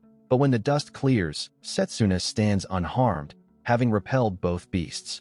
With mana charged in both hands, Setsuna tells Carol that he already knows she's an exceptional mage, and that's why he anticipated she would have a trump card. Carol looks shocked to see that Setsuna has deflected all her attacks. Now, Setsuna's mana is fully charged in his fists. However, at that moment, a mysterious figure cloaked in dark mana declares that it ends here. He snaps his fingers, and the symbol on Carol's neck begins to glow and react violently. She screams in pain. Seeing this, Setsuna calls out her name, realizing that the overflowing dark magic can only be coming from one source, him. The ominous mana feels identical to that of the evil god, making Setsuna wonder what is truly happening. Meanwhile, Carol is doing her best to resist, to the point that she begins to cry. Her hands move on their own, gathering the ominous energy in the air and summoning more and more monstrous creatures. The spectators are astonished, counting aloud how many creatures she has brought forth. Professor Lionel places his hand on his head, exclaiming that the mana is clearly not being emitted by Carol herself. He immediately orders that the match be stopped and the barrier cancelled, angrily asking what the formation mage is even doing. But it turns out that the formation mage has already been knocked out by a mysterious student lurking in the shadows. The mysterious man smirks and says that the barrier can only be cancelled by the one who cast it, meaning they must be looking for the formation mage right now, who is already under his curse. The summoned monsters swarm towards Setsuna, who struggles to dodge their attacks. He tries to locate the true caster, knowing that the source of the mana must be nearby, so he focuses on tracing the flow of energy. Seeing this, the mysterious man moves his fingers mockingly and asks if Setsuna really has the time to look around in such a situation. A flying creature suddenly attacks Setsuna. Unable to block it, he is slammed into a nearby pillar and crashes hard onto the ground. Layla gasps in shock, fear written across her face as she watches Setsuna fall. Setsuna slowly stands again, determined to keep fighting. The mysterious man laughs, saying that locating the source of the mana while battling several summoned beasts is impossible, even for someone like Setsuna. With Setsuna's arms wounded and his strength waning, it's only a matter of time before the fight is over. Professor Lionel grows increasingly worried. At this rate, Setsuna won't have enough time to cast Charge Bullet, and on top of that, Carol is reaching her limit. If this continues, she'll lose control of her mana and possibly her life. Fighting the possession, Carol struggles to warn Setsuna to run away. Setsuna, still battling the monsters, hears her faint voice and realizes she might be under someone else's control. Carol keeps trying to warn Setsuna to flee before the summoned beasts kill him, but her hands move on their own, commanding the creatures to attack him all at once. Seeing his chance, Setsuna charges forward and punches one of the beasts. A bull-like creature charges at him next, but Setsuna braces himself, grabs it by the horns, and hurls it into the other creatures with all his might. The headmaster watches silently while Professor Lionel desperately searches for the formation mage. Setsuna's mana is already more than half depleted. It's a dire situation. Professor Lionel knows he must find the mage who cast the barrier as soon as possible. He frantically looks for them, all the while thinking that Setsuna must survive. Meanwhile, Setsuna is breathing heavily. Suddenly, a rabbit-like creature leaps forward and strikes at his thigh with a sharp attack. Layla screams in terror, and the students around her cry out that Carol has gone too far. Writhing in pain, Setsuna tries to stand but collapses to his knees. The mysterious man smiles cruelly, saying that now Setsuna can't use magic anymore. He orders the summoned beasts to finish him off. All the beasts rush in. Fenrir strikes and injures Setsuna's arm severely, causing him to cry out in agony. The scene flashes back to the past. Professor Lionel stands before his close combat students, asking if they know what the most important thing is to do in battle as a close combat mage.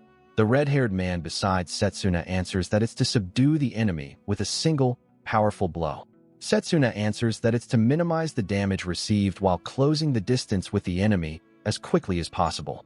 Professor Lionel nods, saying both are correct, but adds that there's something even more vital: to have an unbreakable fighting spirit against all odds, and to always land a hit on the opponent. He then announces that their next training will be endurance, standing their ground while taking any attack head-on. The scene returns to the present. Fenrir was still holding Setsuna's arm down. Setsuna mutters that he's finally done it. Using his other arm, he channels a charged bullet and punches Fenrir with explosive force. The mysterious man's eyes widen in disbelief. He thought Setsuna shouldn't even be able to move that arm. Realizing what happened, he concludes that Setsuna allowed the injury on purpose, hiding the fact that he had been charging mana the entire time. Setsuna knows the summoned beasts are out of control, and if he shows them even the smallest opening, he can destroy them all in one strike. Both Layla and the red-haired student watch anxiously as Setsuna channels every last drop of mana into his fist. With a fierce yell, he unleashes Charge Bullet. The explosion of power obliterates all the monsters, sending Carol flying into the air. After defeating all the creatures, Setsuna notices Carol about to fall to the ground. Without wasting a second, he rushes forward and catches her heroically. Looking at Carol, who seems fine, he breathes a sigh of relief. He gently lays her on the ground and then stands back up. The students watching the match can hardly believe their eyes, whispering among themselves and wondering if it's real. Has Carol actually lost? Even the commentator is astonished by the result and announces that Setsuna is the winner of the match. It has been nearly a century since the close combat department last achieved victory, and now they are the champions of the Elmridge Magic Academy exchange match. The headmaster smiles proudly, watching Setsuna's triumph. As Setsuna walks toward the center of the arena, he raises his hand in a victory pose, flashing a bright smile that makes the entire crowd erupt in cheers. The blue-haired student is in awe, saying he has never witnessed such a technique before, a strike so devastating and precise. Layla looks pleased, realizing that Setsuna truly won the match, and even the red-haired student praises him. Meanwhile, the mysterious man watching from afar stares at the formation mage, murmuring that Setsuna managed to survive the ordeal, something he had half expected. He admits that he shouldn't have underestimated Setsuna's growth. Then, raising his hand toward the formation mage, a faint light glows from his palm as he mutters that he no longer needs the formation mage. However, the mysterious man suddenly stops when he realizes the academy has already pinpointed the location of the formation mage who cast the barrier. Deciding to flee, he releases the curse before vanishing. At the same time, Professor Lionel rushes to the location, hoping to find the formation mage, but he is shocked to see the mage barely alive. Professor Lionel realizes the situation is grave. Suddenly, the barrier around the arena collapses, and Setsuna immediately senses it, thinking that the barrier has finally been cancelled. Afterward, the headmaster steps forward and tells Setsuna that it seems Carol suffered quite a blow after all her summoned creatures were defeated simultaneously. Setsuna explains that Carol was under someone's control. The headmaster nods, agreeing that it must have been caused by a magical device, and instructs Setsuna to leave the matter to the academy.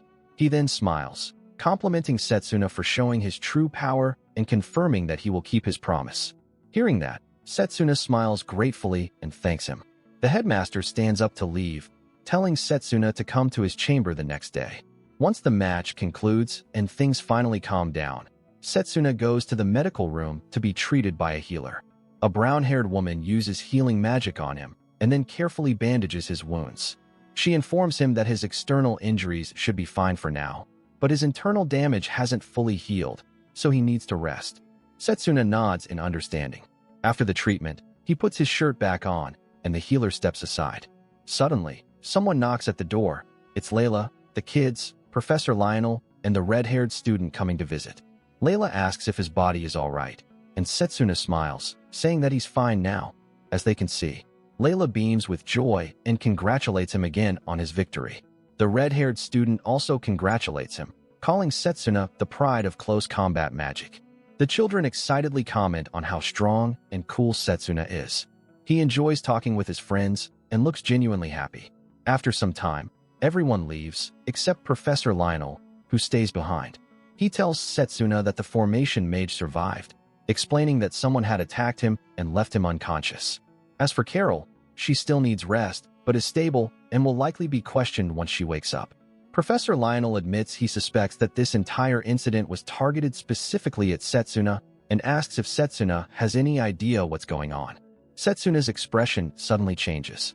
Later that night, the mysterious person tries to open a locked room, but is repelled by a protective barrier meant to ward off intruders. However, for him, the barrier is useless. He easily shatters it with one hand. He opens the door to Carol's room, thinking that he must eliminate Carol first and then Setsuna. The mysterious man intends to erase every trace connecting back to him. Just as he is about to use his powers to get rid of Carol, Setsuna appears, interrupting him. The intruder freezes in shock as Setsuna calmly declares that he already knew he would try to silence Carol by targeting her. The mysterious man sighs and says that he hadn't wanted to meet Setsuna under these circumstances. It is then revealed that the mysterious man is actually Leo. Looking serious and saddened, Setsuna faces Leo, who laughs and says he's already been exposed, even though he was sure he hadn't left any traces. Setsuna confirms that there were indeed no traces left, but after witnessing Leo's actions just now, he is completely convinced. Leo doesn't respond and instead suggests they talk outside, saying that the room smells too strongly of medicine. They head out of the dormitory, but along the way, Setsuna suddenly feels a sharp pain from his internal wounds, which still haven't healed completely. After walking some distance, Leo remarks that Setsuna's expression looks terrifying and then asks how long he has known that Leo was the culprit. Setsuna replies that after the ceremony of blessings, when Leo suddenly disappeared, he began to feel uneasy. Reflecting on Leo's personality, Setsuna felt something ominous. He also recalls the incident where Leo lost his position as the representative of the long-range department, something that made no sense. Even if Akhtar had used underhanded methods, there was no way Leo could have lost to him. Leo looks impressed, admitting he didn't expect Setsuna to piece everything together so accurately. Setsuna continues, saying that his suspicions turned into conviction just moments ago. Just like during the final match of the exchange competition, the same distinct mana signature was infused in Leo's attacks. Hearing that, Leo is visibly shocked. He walks towards Setsuna, his aura flaring, and demands to know who Setsuna is referring to, asking if he perhaps knows about that great person. The overwhelming pressure from Leo's mana makes Setsuna break into a cold sweat and gives him goosebumps.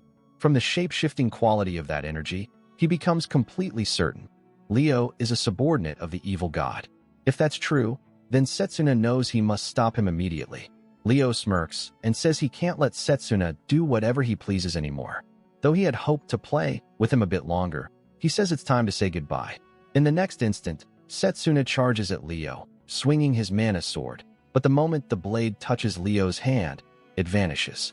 Setsuna freezes, realizing the situation feels eerily similar to that moment before his regression, when all the heroes attacked the Demon King and their magic failed. Leo grins and reveals that he was granted authority over mana nullification by that great being, so no matter what kind of magic is used against him, it will never reach. Setsuna grits his teeth and attacks again, but Leo effortlessly nullifies the strike once more. However, Setsuna quickly observes something important. The nullification only activates upon contact. He decides to strike from behind, believing it could be a blind spot.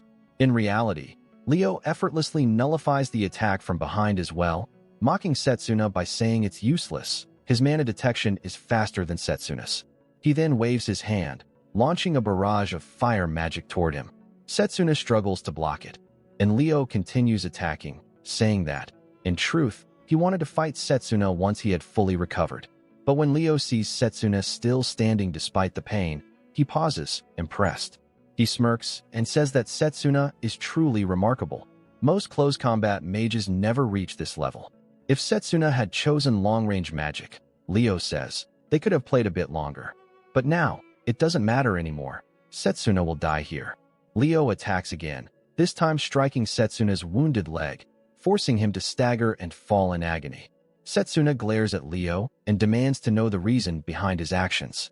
Leo replies wickedly that he's simply tired of this world, comparing it to wanting to destroy a sandcastle built by someone else.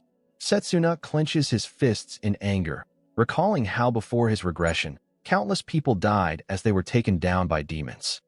Furious, he yells at Leo to stop fooling around and demands to know if he's really Leo. Leo responds by preparing another attack and tells Setsuna to shut his mouth. Setsuna realizes he's too far away to use the mana blade effectively and must strike at point-blank range as quickly as possible. He recalls the sensation from that final battle before his regression, when he struck the Demon King, and realizes he might still have a chance. He begins casting Charge Bullet, but before he can finish, Leo launches another attack, mocking him for being too slow.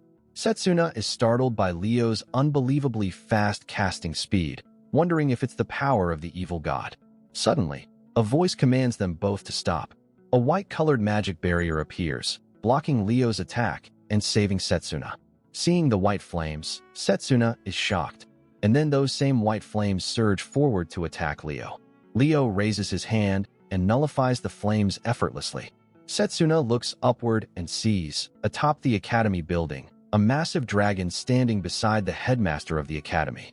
The headmaster, along with his dragon, lands on the ground near Setsuna. The headmaster apologizes for being late, but Setsuna assures him that it's fine since he has already saved him. The headmaster then turns his attention to Leo, saying that he is the one responsible for the incident during the exchange match. Leo, no longer surprised, remarks that it seems the headmaster has noticed it as well. The headmaster explains that he sensed the residual mana and followed the trail. Hearing that, Leo smirks and compliments him, saying that it's as expected of the top student of the Magic Academy. The headmaster responds that he never wants to suspect his own students, but as he speaks, a brilliant white aura bursts around him, its power so immense that even Setsuna braces himself against the pressure. The headmaster then decides to restrain Leo and orders the dragon to attack. The dragon unleashes blazing flame charges toward Leo with tremendous force, but despite the overwhelming power, Leo remains unharmed, protected by a powerful barrier he cast beforehand. Leo studies the attack and acknowledges the strength of the creature before him, the legendary white dragon, the strongest phantom beast he had only heard rumors about. He admits that without the authority granted to him by that great person, he would have been in serious danger. The headmaster realizes that the magic nullification Leo spoke of is indeed real. Setsuna, shocked, asks if the headmaster knows about it. The headmaster nods and explains that records of such power exist in his family's archives, the House of Silver Rock. He adds that, according to the texts, when the unknown dark powers awaken, the world will be engulfed in disaster, and mana nullification is one of those very powers. Leo suddenly breaks his defensive barrier and tells the headmaster that his magic won't work against him. He begins casting a new spell, preparing to attack. Setsuna is taken aback when he sees Leo manipulating 3 different magic elements simultaneously, forming complex compound spells. The headmaster closes his eyes briefly, and when he opens them again, they have transformed, radiating an entirely different light. Leo's magic continues to swell, the energy compressing into smaller and denser forms. Sensing the danger, the headmaster calmly tells Setsuna to take 2 steps to his right. Setsuna notices the change in the headmaster's eyes and quickly obeys, just as Leo's magic explodes toward them. Thanks to the headmaster's instruction, Setsuna dodges the attack perfectly. The headmaster also avoids the barrage with effortless precision, leaving Leo stunned. He had been certain his spell would strike without fail. The headmaster asks Leo why he seems so surprised, wondering aloud if Leo believes only his magic can work in this situation. Leo laughs, saying the headmaster has an interesting power, but he immediately begins charging another spell. The energy radiating from it terrifies Setsuna. He can sense the power of the evil god in Leo's magic. Leo declares that he won't leave a single trace of them behind and points his hands toward the headmaster and Setsuna. The headmaster comments that this battle won't be an easy one, while Setsuna realizes how dire the situation has become. If both sides fight at full strength within the campus, the entire academy could be destroyed. The headmaster calls Setsuna's name, and he quickly responds that he understands. The headmaster then begins casting his own spell, and countless butterflies of light appear around him. He raises his hand and asks them to grant him their wings. Instantly, the headmaster, Setsuna, and the dragon rise into the air, taking the battle skyward. Leo realizes the headmaster is trying to minimize collateral damage to the academy, but he smirks, thinking that it's only natural for someone in his position to protect his students. The dragon once again attacks. Leo counters with his own magic, and to everyone's shock, His attack nullified the dragon's attack entirely, striking the dragon's face head-on. Believing he now has the upper hand, Leo taunts the headmaster, asking if he plans to surrender and hand victory to his student. The headmaster, unfazed, calmly replies that he has no intention of surrendering. After all, he still has one last thing to teach before retirement. As the smoke clears from the blast, Leo's expression shifts when he realizes something is wrong. Setsuna emerges, already charging a charged bullet. It's a surprise attack, using the dragon's body as cover. Leo is startled, but quickly casts a protective barrier to block it. Setsuna shouts that Leo relies too much on his borrowed power, saying that choosing close combat magic was the right decision, and he'll prove it with this one attack. Leo scoffs, warning Setsuna not to overestimate the strength of that great person. Setsuna pushes himself to strike the target faster and faster, aiming to enhance his mana with greater speed. With one final burst of power, he manages to break through the barrier and lands a powerful punch at Leo. A large cloud of dust rises and slowly settles, revealing Setsuna standing firmly in place. The headmaster smiles with approval, explaining that even magic nullification has limits when it comes to activation speed, and he compliments Setsuna for his sharp judgment. Setsuna had anticipated that the high speed of a direct attack could surpass the nullification's reaction time, and he now realizes that his decision to pursue this magical path was correct. Afterward, Setsuna approaches the headmaster, informing him that the issue has been resolved with this result. The headmaster praises it as a splendid technique, though he notes that they should first tend to their injuries. Suddenly, Leo speaks up, saying that he truly learned a lot, surprising both Setsuna and the headmaster. Setsuna immediately turns to look at Leo, who is already standing again and telling Setsuna that he has exceeded his expectations. Setsuna is shocked, wondering how Leo can still be on his feet after receiving such a powerful strike. Although Leo has clearly been affected, he gathers himself and unleashes an overwhelming surge of magic, declaring that it is now his turn. He sends that magic towards Setsuna. Setsuna quickly forms his mana blade to counter it, but even this time, the magic is nullified by Leo's attack. Setsuna takes a direct hit, is knocked through the air, collides with the wall, and falls to the ground.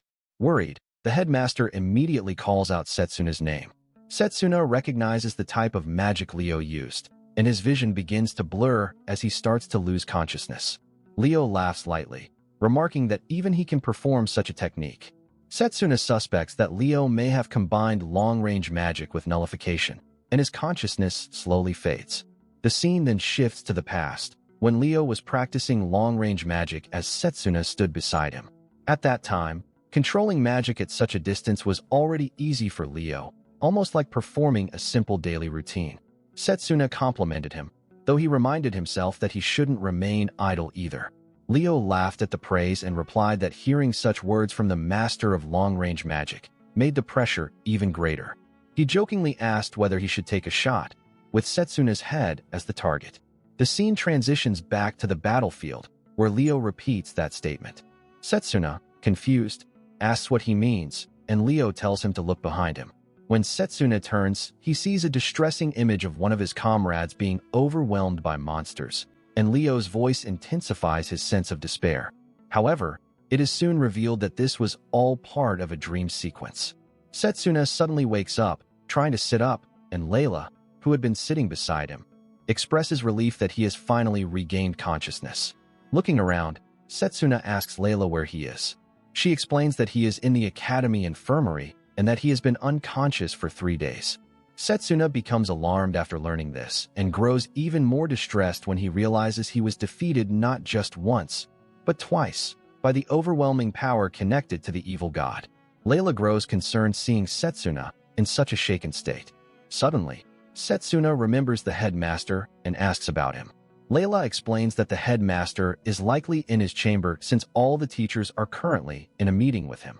Setsuna begins to rise from the bed, prompting Layla to ask where he is going. As he puts on his shirt, he tells her he needs to meet the headmaster to confirm something important. She warns him that moving around is reckless given how many injuries he still has. Setsuna gently places a hand on her shoulder, apologizing for worrying her, but insisting that he must go. The scene shifts to the headmaster's chamber, where he is concluding a meeting with the academy's trusted professors. As they prepare to leave, he tells them he is counting on their efforts. Lionel remarks that they are about to become very busy, and the golden-haired professor comments that being relied on by the headmaster still feels unusual. Just as they approach the door, Setsuna bursts in, opening it with urgency. The headmaster smiles warmly, expressing relief that Setsuna is awake and safe. But Lionel steps in, stopping Setsuna and remarking that he seems to have lost badly. Lionel adds that they can discuss it later and mentions that Layla and Drago were worried about him. After Lionel leaves, Setsuna approaches the headmaster, clenches his fist, and apologizes for disappointing him. He asks what happened after he lost consciousness, but before the headmaster can answer, Setsuna winces from the pain of his internal injuries. The headmaster urges him to remain calm, reminding him that he is still recovering. He explains that after Setsuna collapsed, Leo simply smiled and remarked that he had wanted to finish Setsuna off, but he had used too much mana for the day. Since the battle had been enjoyable, Leo didn't consider it a bad outcome. Suddenly, a mysterious phenomenon appeared, something forming within space itself, opening into another dimension. Leo chose that moment to depart, telling the headmaster that they would meet again in the future. The headmaster had wanted to stop Leo, but beyond the portal was something so unfamiliar and overwhelming that even he felt unprepared to confront it immediately. After hearing the entire account, Setsuna nervously explains that the eyes he saw inside the portal may belong to an unknown and possibly powerful existence. The headmaster interrupts, asking if Setsuna knows something about it. Setsuna hesitates, clearly unsure. The headmaster then firmly tells him that he wants to hear exactly what Setsuna knows. To earn Setsuna's trust, the headmaster removes his gloves and reveals the crest on his hand, explaining that beyond this matter, Setsuna is already familiar with this type of magic. He then urges Setsuna to tell him everything now, emphasizing that he genuinely wants to believe in him. Setsuna hesitates, unsure whether he should reveal the future in which the evil god brings ruin to humanity. Because Setsuna has returned from that future, he fears the headmaster might not believe such a claim. As he struggles with this conflict, prompting the headmaster to ask if there is a reason he cannot speak openly. Setsuna suddenly remembers something that may convince the headmaster, and he instructs him to examine the necklace of revival. The headmaster quickly checks it and discovers that the blessing of the spirit of time has disappeared. Shocked, he asks if this means the necklace's power was already used in an alternate timeline. Setsuna confirms it and reveals that 10 years from now, he activated the necklace's power due to deep regret. After explaining everything, the headmaster acknowledges that he now understands the future Setsuna described, one where he himself is assassinated and the evil god brings catastrophic destruction. He comments that such a future is difficult to believe without proof. However, he also understands that even with the spirit of time's power, returning 10 years into the past would only be possible if the user carried an overwhelming burden of regret. The headmaster stands, approaches Setsuna, and places a reassuring hand on his shoulder, telling him that he has endured a tragic fate all alone until now. He then assures Setsuna that from this point forward, he will stand by his side as a source of strength. Setsuna is deeply moved and gratefully thanks him, feeling relieved that he can now confront the evil god together with the headmaster, giving them a chance to prevent the world from falling into ruin. Following this, the headmaster suggests teaching Setsuna a second type of magic specifically to counter the evil god. He lifts his left hand and explains that this unique power does not belong to any existing magical system. It is called spirit magic. Setsuna becomes eager to learn more, and the headmaster smiles, telling him they should move to a different location. They travel to a large tree, a place the headmaster finds nostalgic because he once trained there many times. Setsuna is impressed and asks if the headmaster really practiced in that very spot. The headmaster explains that spirit magic merges an individual with a spirit by using mana as a catalyst, allowing the spirit's power to reside within the body. Unlike traditional magic systems, spirit magic allows a wide variety of combinations, which is its most notable feature. Setsuna is astonished that such a power even exists. Since demonstrating it is faster than explaining, the headmaster allows his body to glow, and a crest appears in his eye, similar to what Setsuna saw during the battle with Leo. The headmaster then suggests playing rock, paper, scissors. Setsuna is confused, So the headmaster explains that since he cannot spar with someone who is still injured, this game will be their method of demonstration. They begin, and in the first round, the headmaster chooses paper while Setsuna chooses rock, giving the headmaster the win. They play again, and this time Setsuna shows paper, but the headmaster shows scissors, winning once more. They continue playing repeatedly, and Setsuna grows increasingly worried because he cannot win a single round. The headmaster then explains that this ability is one of the powers granted by the Spirit of Time, a precognition ability that allows him to see a few seconds into the future. He further elaborates that various spirits exist in the world, each with unique abilities. For example, contact with the spirit of wind allows one to fly, while the spirit of water can grant the ability to slip through physical attacks unharmed. Imagining the vast potential of these spirit powers expands Setsuna's understanding far beyond anything he had previously imagined. Setsuna clenches his fist, thinking that if he can master spirit magic, he will be able to make far better use of close combat magic. The headmaster explains that using this magic requires forming a contract with a spirit, but there is an essential preliminary step before reaching that stage. When Setsuna asks what that step is, the headmaster decides to demonstrate immediately. He closes his eyes, and after a moment, his entire body begins to glow with a soft white mana. Setsuna watches in awe, and the headmaster explains that the preliminary step is to become one with nature by clearing the mind. Since spirits exist throughout the world, the first requirement is to sense their presence. After carefully listening to the instructions, Setsuna attempts it himself. In his mind, he calls out to the spirits, asking them to lend him their strength so he can oppose the evil god.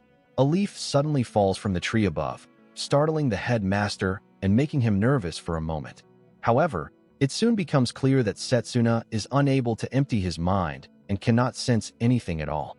The headmaster gently suggests that this may be due to the resentment and tension within Setsuna's heart. Setsuna asks what he means, and the headmaster explains that to become one with nature, inner peace is essential. In other words, it requires feeling rather than thinking. Setsuna closes his eyes again and tries to calm himself. He wonders if he is overthinking and realizes that he has constantly been pushing himself to grow stronger as quickly as possible because he cannot afford to lose any comrades again. He tries to push away the distractions, but his mind remains unsettled. Seeing this, the headmaster places his hands on Setsuna's shoulders and advises him not to rush.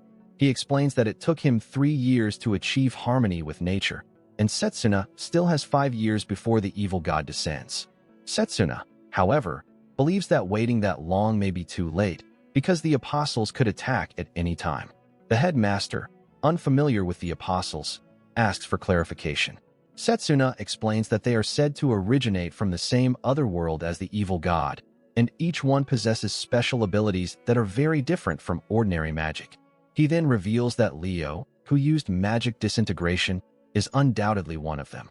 Before his regression, Setsuna had faced only one apostle, and even then he barely managed due to the advantage of long-range magic. The apostles were overwhelmingly strong. Hearing this, the headmaster realizes Setsuna is referring to the 12 dark powers recorded in the Silverlock legend. Setsuna fears that others like Leo may be hiding elsewhere in the world. The headmaster reassures him that he understands his concerns, but warns that emotional chaos can lead to dangerous decisions, so Setsuna must not rush. The headmaster then remembers something important and tells Setsuna that he may gain valuable insight during the upcoming joint training in the dungeon. Since Setsuna has not heard about it yet, the headmaster explains that Professor Lionel will share the details later. He advises Setsuna that the training will give him a chance to surpass his current limits, but the journey will be extremely demanding. Therefore, Setsuna must first rest his body properly. The headmaster adds that, in due time, Setsuna will also encounter a surprising development. The scene then shifts to Leo, who opens a large door to enter a room and greets the others, apologizing for being late. Several other apostles like Leo are present. One of them approaches Leo, remarking that he has the nerve to keep everyone waiting, and asks whether Leo, whose real name is Hayako, has a death wish. This individual is the 10th Dark Apostle, Zagan. Another apostle, who is hanging from the terrace like a bat, cheerfully greets Hayako and points out that Leo failed to eliminate a single student and acted independently during the incident. On top of that, he was injured and forced to retreat. The Joker-like man then asks how Leo intends to take responsibility. This man is the ninth Dark Apostle, Pooker. Hearing their complaints, Leo apologizes to Pooker, explaining lightheartedly that he simply couldn't keep his composure in front of his best friend. Leo is ranked 12th among the Dark Apostles. Seeing Leo smile, Zagan tells him to wipe the grin off his face because it is irritating. Leo immediately becomes serious and glares back at Zagan. Just as the two are about to clash, another Dark Apostle intervenes, reminding them that as apostles, they should behave in a manner worthy of their great leader's vision. He questions if they still fail to understand that. This apostle is Satanakia, the second Dark Apostle. Satanakia releases his magical presence, instantly intimidating both Zagan and Leo, leaving Leo deeply impressed. He approaches them, ready to resolve the situation, and asks Leo to give his personal report. However, Zagan interrupts, urging Satanakia to wait. He argues that Leo has caused a major problem and asks how they should deal with him, offering to handle Leo himself if he becomes a hindrance. Pooker adds that the task of eliminating someone is more entertaining for him, so he is willing to take it on.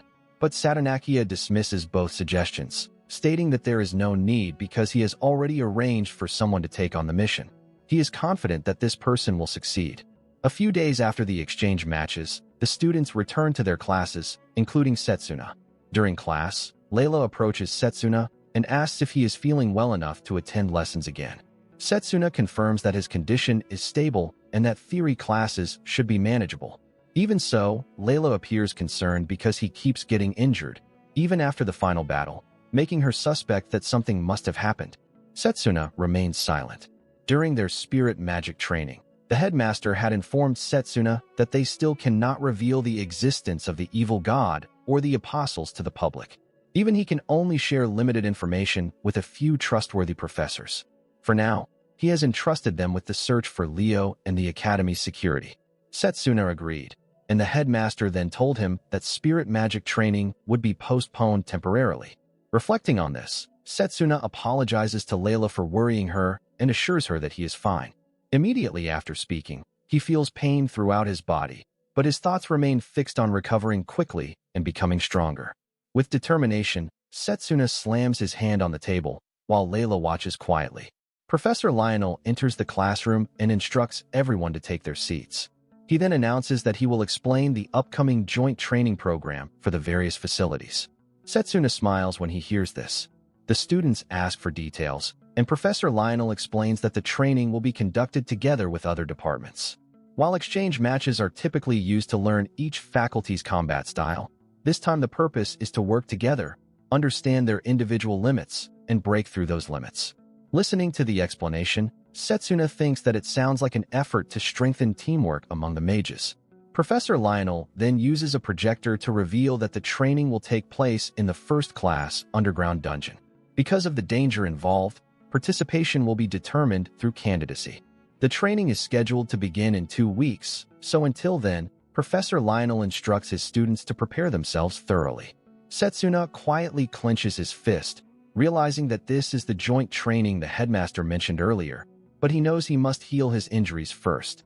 After class, Layla and Setsuna leave together, and Layla asks if he would like to have dinner with her. She cheerfully reminds him that they both need to eat well and recover before the training begins. Setsuna likes the idea and agrees to join her. As they walk, other students begin murmuring about Setsuna, recognizing him as the winner of the exchange match and praising him for his impressive performance, especially considering he used close combat techniques. The girls at the academy also start whispering excitedly, saying they have become fans of him. Hearing this, Layla points out that everyone is now talking about him, even though those same students were mocking him just a few days ago. Setsuna agrees with her. Suddenly, another student with golden hair approaches them and points at Setsuna, asking if he is the close combat mage who won the match. Setsuna confirms it, and many nearby students recognize the newcomer as Carl from the Noble Salon. They begin whispering about rumors that Carl will join the army after graduation.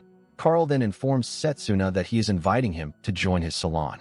Setsuna is unfamiliar with the term.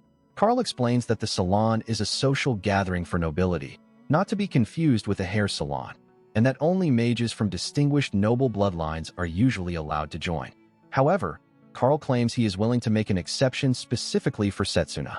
Carl continues, stating that having the winner of the exchange match in their salon would ensure their group faces no obstacles. The girls nearby seem delighted to see Carl personally scouting Setsuna. Carl adds that, as the winner, Setsuna needs strong connections. Then, he gestures toward Layla and says that Setsuna's future would be ruined if he continued spending time with what Carl calls unworthy company. Hearing this, Setsuna immediately refuses the offer and begins to walk away. Carl and the surrounding students are shocked.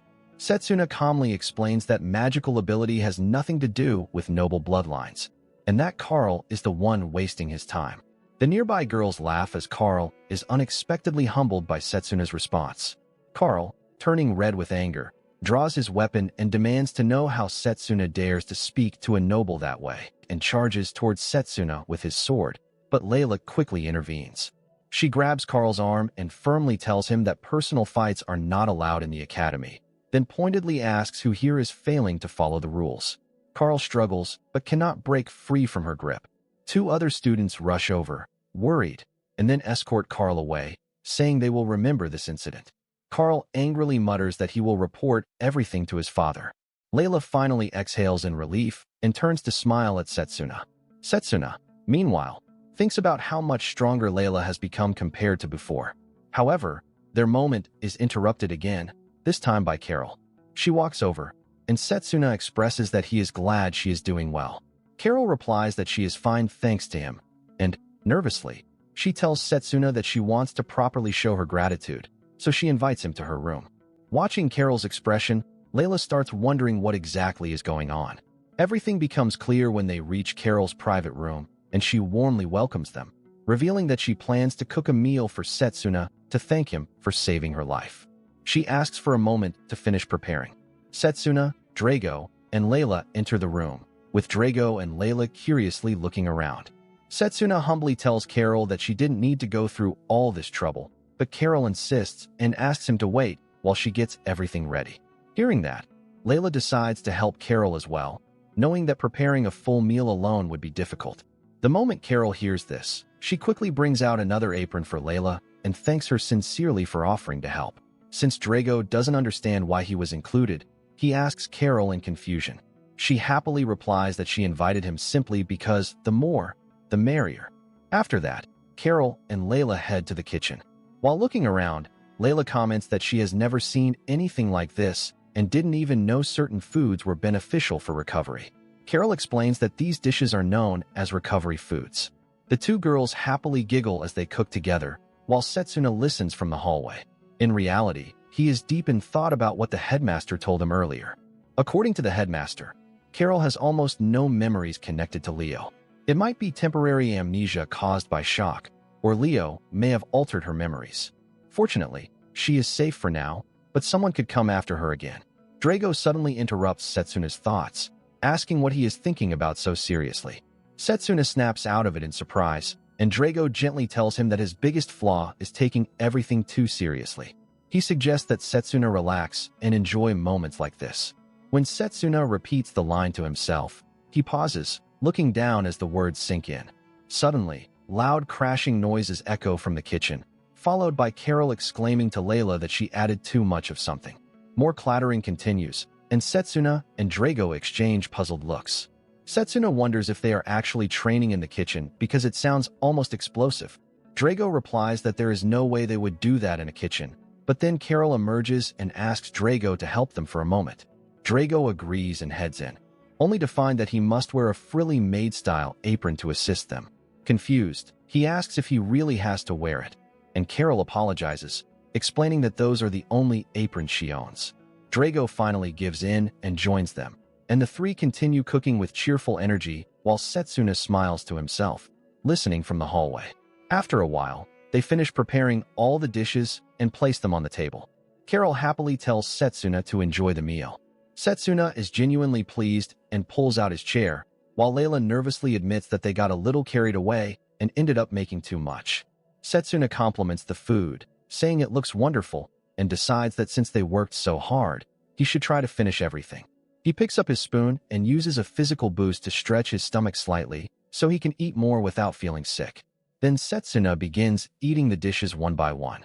Worried, Layla comes over and asks if he is forcing himself to eat, but Setsuna reassures her that everything tastes great. He then tries an egg soup and really enjoys it, asking who made it because of its amazing umami flavor.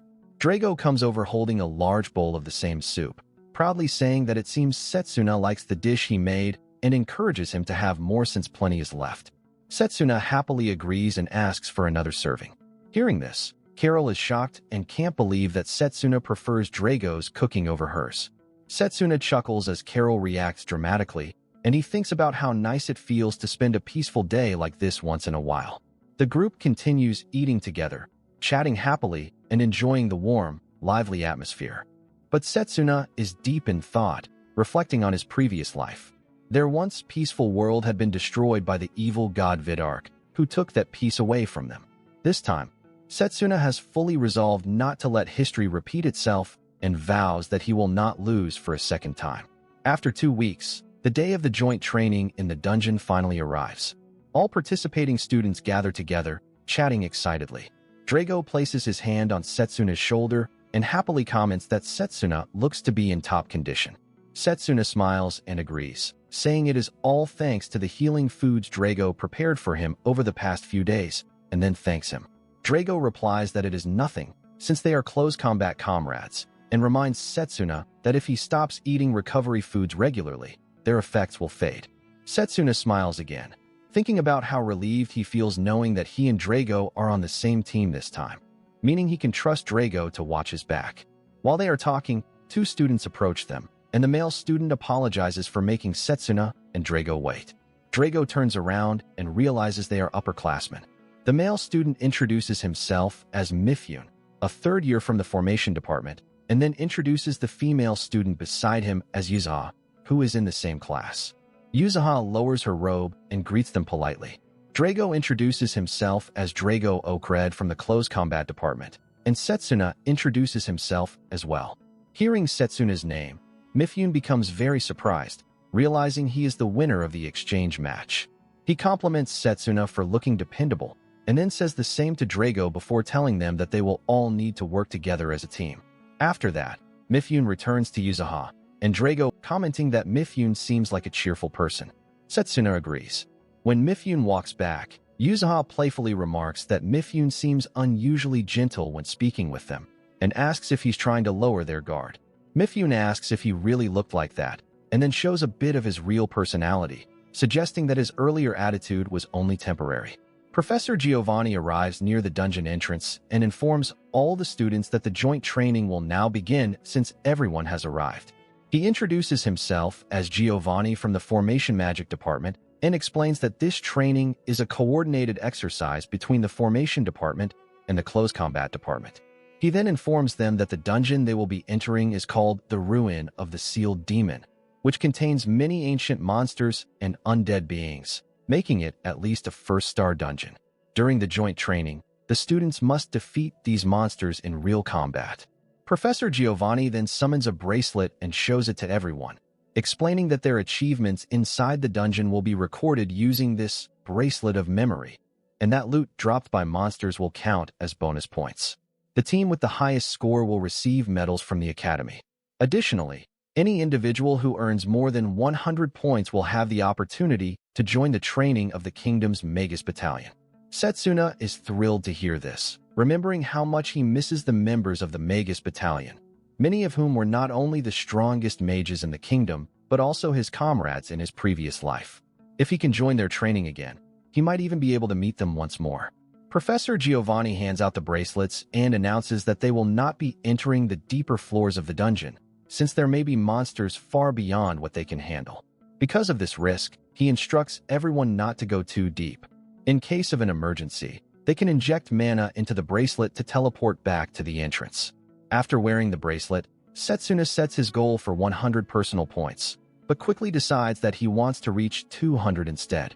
Drago announces the same goal out loud at the same time, and both of them look at each other in surprise before laughing. Drago smiles and says he is looking forward to seeing Setsuna achieve it, and Setsuna replies that Drago is right. Professor Giovanni then asks if everyone is ready and notices that the students are fully motivated and prepared to begin. Suddenly, Drago and Setsuna release bursts of mana, and the impact shocks the nearby students, even catching the attention of Yuzuha and Mifyun, who begin analyzing them with interest. The moment Professor Giovanni announces the start of the training, Drago and Setsuna rush into the dungeon ahead of everyone else, leaving the other students momentarily stunned behind them. Both Drago and Setsuna run toward the dungeon, while Setsuna thinks about the one-star dungeon known as the Ruin of the Sealed Demon. It is a ruin created by an ancient civilization, and Setsuna has heard that many of its areas remain unexplored. The monsters inside are hostile toward outsiders who enter as intruders. Setsuna tells Drago that even with the teleportation magic they have, this will be a very dangerous training exercise. While running, Drago tells Setsuna to look at the open passage ahead. They step inside and take the stairs down to the next floor, where they discover a surprisingly vast underground space. Setsuna never expected such a large chamber to exist beneath the surface. As he looks around, he notices ancient vegetation and wonders whether there had once been an entire civilization within these ruins. Setsuna remembers what the headmaster said, that this training may be essential for future missions. Right now, Setsuna's goals are mastering spirit magic and earning as many points as possible during this exercise, so he plans to take advantage of every opportunity he can. Other students gradually arrive as well. Mifyun, arriving third with Yuzuha, looks exhausted and comments on how fast Setsuna and Drago are. Yuzuha then notices something and points it out to the team. Meanwhile, other student groups are discussing which direction to take. Setsuna's party observes the scenery ahead, while another group chooses to go right because their leader believes the other path is an obvious trap. Hearing that, Mifyun mutters that the leader must be foolish. He believes that in joint training, taking the deeper path is the correct choice, and then points ahead, telling Setsuna and the others that they will go that way. Setsuna agrees that Mifyun is not wrong, since this is a point-based competition. But as he observes the area more closely, he suddenly becomes more serious. Mifyun asks if something is bothering him, and Setsuna approaches the wall, stomping against it as he announces that it is a fake wall. All three of them are shocked. Drago asks if he is certain, and Setsuna confirms it, explaining that the vegetation looks suspiciously out of place, so he suspects a large room behind it. Mifyun is confused and says it could just be a coincidence, but Setsuna continues explaining as Drago punches the wall to break it open. Setsuna adds that he can hear the sound of wind from the other side. With a single strike, the wall collapses, revealing a new hidden path. Drago and Setsuna immediately rush inside, while Mifyun and Yuzuha follow them. Mifyun compliments Setsuna's impressive insight and Drago's strength. Then, in a quieter voice, he tells Yuzuha that thanks to this discovery, they will be able to earn many points. They continue forward and begin climbing a long staircase whose destination is unknown. Suddenly, a large bolt shoots down from above, but Drago skillfully uses a mana blade to destroy it.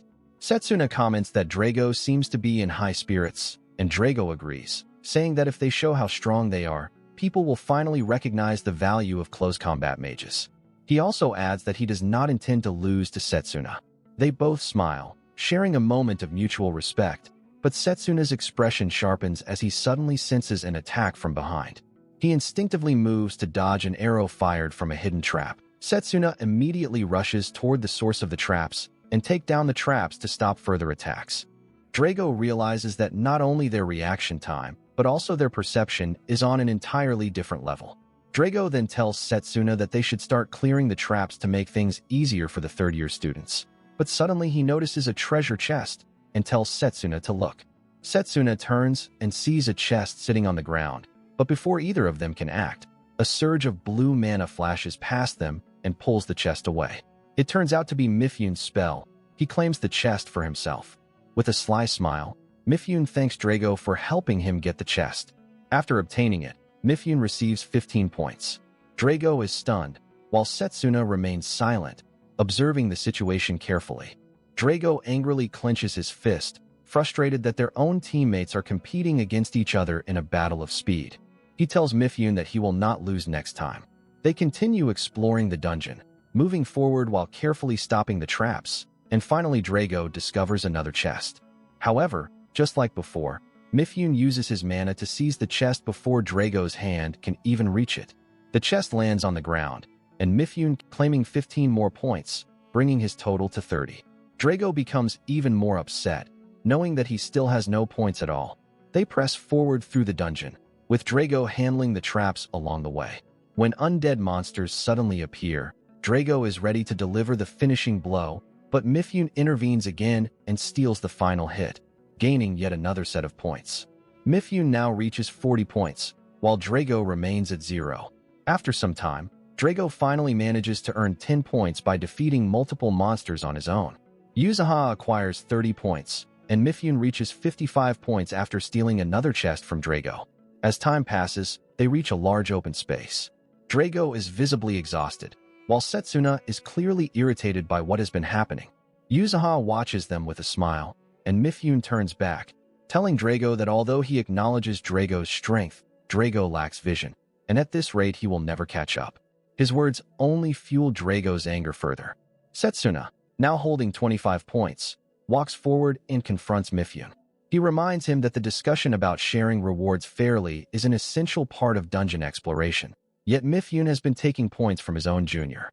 Setsuna demands to know if this is truly Mifune's method. Hearing this, Yuzuha laughs and turns to Mifune, amused that Setsuna said such a thing. Mifune smirks and admits that, in a sense, it is exactly his approach. He shows his true nature, mocking them by saying that he is not as foolish as someone who only trains their body. He claims that Drago and Setsuna keep talking about rules, yet humans naturally use others to reach their goals. He finishes by taunting them. If they are upset, they should try to do the same, assuming they even can. Setsuna observes Mifune carefully, realizing just how cunning he is. With 2 different formation magic circles, Mifune can teleport with ease, catching people off guard, an extremely convenient ability, though not without its flaws. Setsuna also begins to suspect Yuzuha. Even though they have been fighting monsters for a long time, she seems unaffected by her point total, which raises the question of whether she has hidden motives of her own. They continue exploring and soon reach another path. Mifune is excited and tells Yuzuha that they need just a little more effort before they will completely clear this section. Yuzuha smiles back. At this point, Yuzuha has 50 points, Mifune has 80 points, Setsuna has 35 points, and Drago still has 10 points. The moment they enter the next room, Setsuna senses that something is off. Meanwhile, Mifune immediately uses his magic to take the chest in the room, but suddenly his magic shifts into a sinister blue glow, surprising him. Without realizing the danger, Mifune keeps forcing his spell to pull the chest toward him, even as Setsuna warns him to stop. All at once, an overwhelming surge of mana bursts out of the chest. Setsuna is stunned as he realizes that despite this being only a 1-star dungeon, the presence inside the chest is on a completely different level. The undead being that emerges from the chest releases an overwhelming surge of mana, and Setsuna immediately realizes something is terribly wrong. A presence of this magnitude should be impossible within a 1-star dungeon. Setsuna becomes even more alarmed when he recognizes the creature. It is the undead king, the monarch of the dead. He recalls hearing rumors that the dark flame the undead king breathes can trap anyone struck by it in a nightmare-like state. The undead king begins to speak, declaring that anyone who dares disturb his slumber will pay for it with their life. Drago is shocked, astonished that an undead creature can communicate. Setsuna quickly pushes Drago back, warning him that this monster is far too dangerous and that he will handle it. He instructs Drago to grab Mifune and escape immediately. However, Drago ignores the order. Instead, he smiles, clenching his fists and asking Setsuna how many points he thinks Drago will earn if he defeats the undead king. Setsuna is stunned by Drago's sudden shift in attitude. Before he can respond, the undead king begins chanting and launches an attack straight toward Mifune. Setsuna intercepts it instantly, and Drago leaps forward to strike the undead king with a punch. But the undead king reacts with incredible speed, summoning a magic circle right in Drago's path. Drago is shocked that the undead king can cast from such a distance. He takes a direct hit from the spell, causing Setsuna to shout his name, but fortunately Drago's mana guard absorbs the impact and protects him. The undead king continues the assault, releasing more magic circles in an attempt to eliminate them completely. Setsuna notices the multiple overlapping formations being cast at once. With this level of power and intelligence, the undead king is undoubtedly a 4-star monster. The undead king attacks Setsuna from every direction, but Setsuna skillfully counters each strike. To make matters worse, the creature suddenly shifts its target toward Mifune. Setsuna is startled and shouts at Mifune to wake up. Drago immediately steps in, using his mana sword to deflect the incoming attacks and protect him. Mifune finally regains consciousness, completely confused as he sees Drago standing in front of him. Drago reaches out a hand and tells him to get up. Mifune accepts the hand and rises. At that moment, a magic circle appears beneath Yuzuha, who has been quietly observing everything without reacting. Just as the attacks are about to hit her, Setsuna swiftly rescues her. After landing safely, he asks if she is all right. She smiles calmly, confirming that she is fine and thanking him, showing no fear or concern. Setsuna senses something unusual in her behavior, but wonders if he is simply overthinking it. He quickly refocuses and calls out to Drago, who is still clashing with the undead king's magic. Drago turns toward him as Setsuna pulls several bracelets from his arm and tells Drago to try them now. Drago grins, saying he was thinking the same thing. Mifune smirks, saying he has no idea what they are planning, but it has nothing to do with him. He decides he will simply collect the points and leave as soon as possible. Drago eyes Mifune, asking if he plans to pull the same trick again. Mifune startles and nervously insists that he won't, claiming he would never betray the person who just saved his life. Internally, however, he smirks, thinking that at least he won't do so for now. Drago then equips the bracelet as well, declaring that he will not let Mifune steal points from him this time. Setsuna prepares his own equipment too, recalling the moment he fought Leo. The final blow failed because his charge was not as powerful as it needed to be. That experience taught him the importance of solid fundamentals, and now, facing an opponent of this level, Setsuna decides it is time to rely on every bit of help he can get. Setsuna and Drago inform Professor Lionel that they have completed all the core training. Setsuna then asks if there is anything else they can do to become even stronger. Hearing their request, Professor Lionel feels he has no choice but to assist them. He places a bracelet on the table, explaining that he had suspected it might soon be time for them to use it. Curious, Setsuna asks what it is. Professor Lionel replies that it is a magically weighted band. If they wear these bands during training, they will gain significantly more strength once the bands are removed. However, he warns that Setsuna is still not fully healed, so he must avoid overexertion. Professor Lionel explains that this is an old-school, brute force training method and advises them to use it wisely. Both Setsuna and Drago smile and thank him. Feeling ready, Setsuna decides it is time to remove the bands they have been wearing since that day. He takes off all the bands, and due to their heavy weight, they fall heavily on the ground. Mifune is stunned, realizing they had been training under those conditions all this time. With the bands removed, the undead king attacks again, but Setsuna and Drago are now faster, empowered by their physical boost skills. Setsuna expertly counters all the attacks while Drago stands firm, holding his ground against the incoming strikes. Drago then prepares a powerful kick at the undead king. Drago's strike lands, shattering the king's crown, yet the monster remains standing. It grabs Drago's foot and launches a magic circle attack from the ground. Drago shouts that the block he performed last time worked, but now it is too late. Acting quickly, Setsuna arrives and delivers a precise kick to the undead king's face. Mifune is shocked, marveling at their skill as mana erupts around them. Both Setsuna and Drago pull back, and they finally able to defeat the undead king. Together, they earn 50+ points for defeating the creature. Drago comments that the reward split in half because of their combined effort. Meanwhile, Mifune is intimidated, wondering if this truly reflects the full extent of their abilities, as he has never seen a magic student anywhere near as strong. Setsuna then glances back, concerned for Yuzuha, only to find she is no longer there. Suddenly, an earthquake shakes the ground beneath Mifune, causing the floor to crumble. As Mifune nearly falls into a pit, Setsuna rescues him. Looking into the pit, they see numerous, unusual, undead creatures. Drago wonders what they are, but the creatures immediately turn hostile. Setsuna shouts for everyone to run while taking down the undead monsters with his mana sword, astonished at the chaos occurring in what should have been a simple one-star dungeon.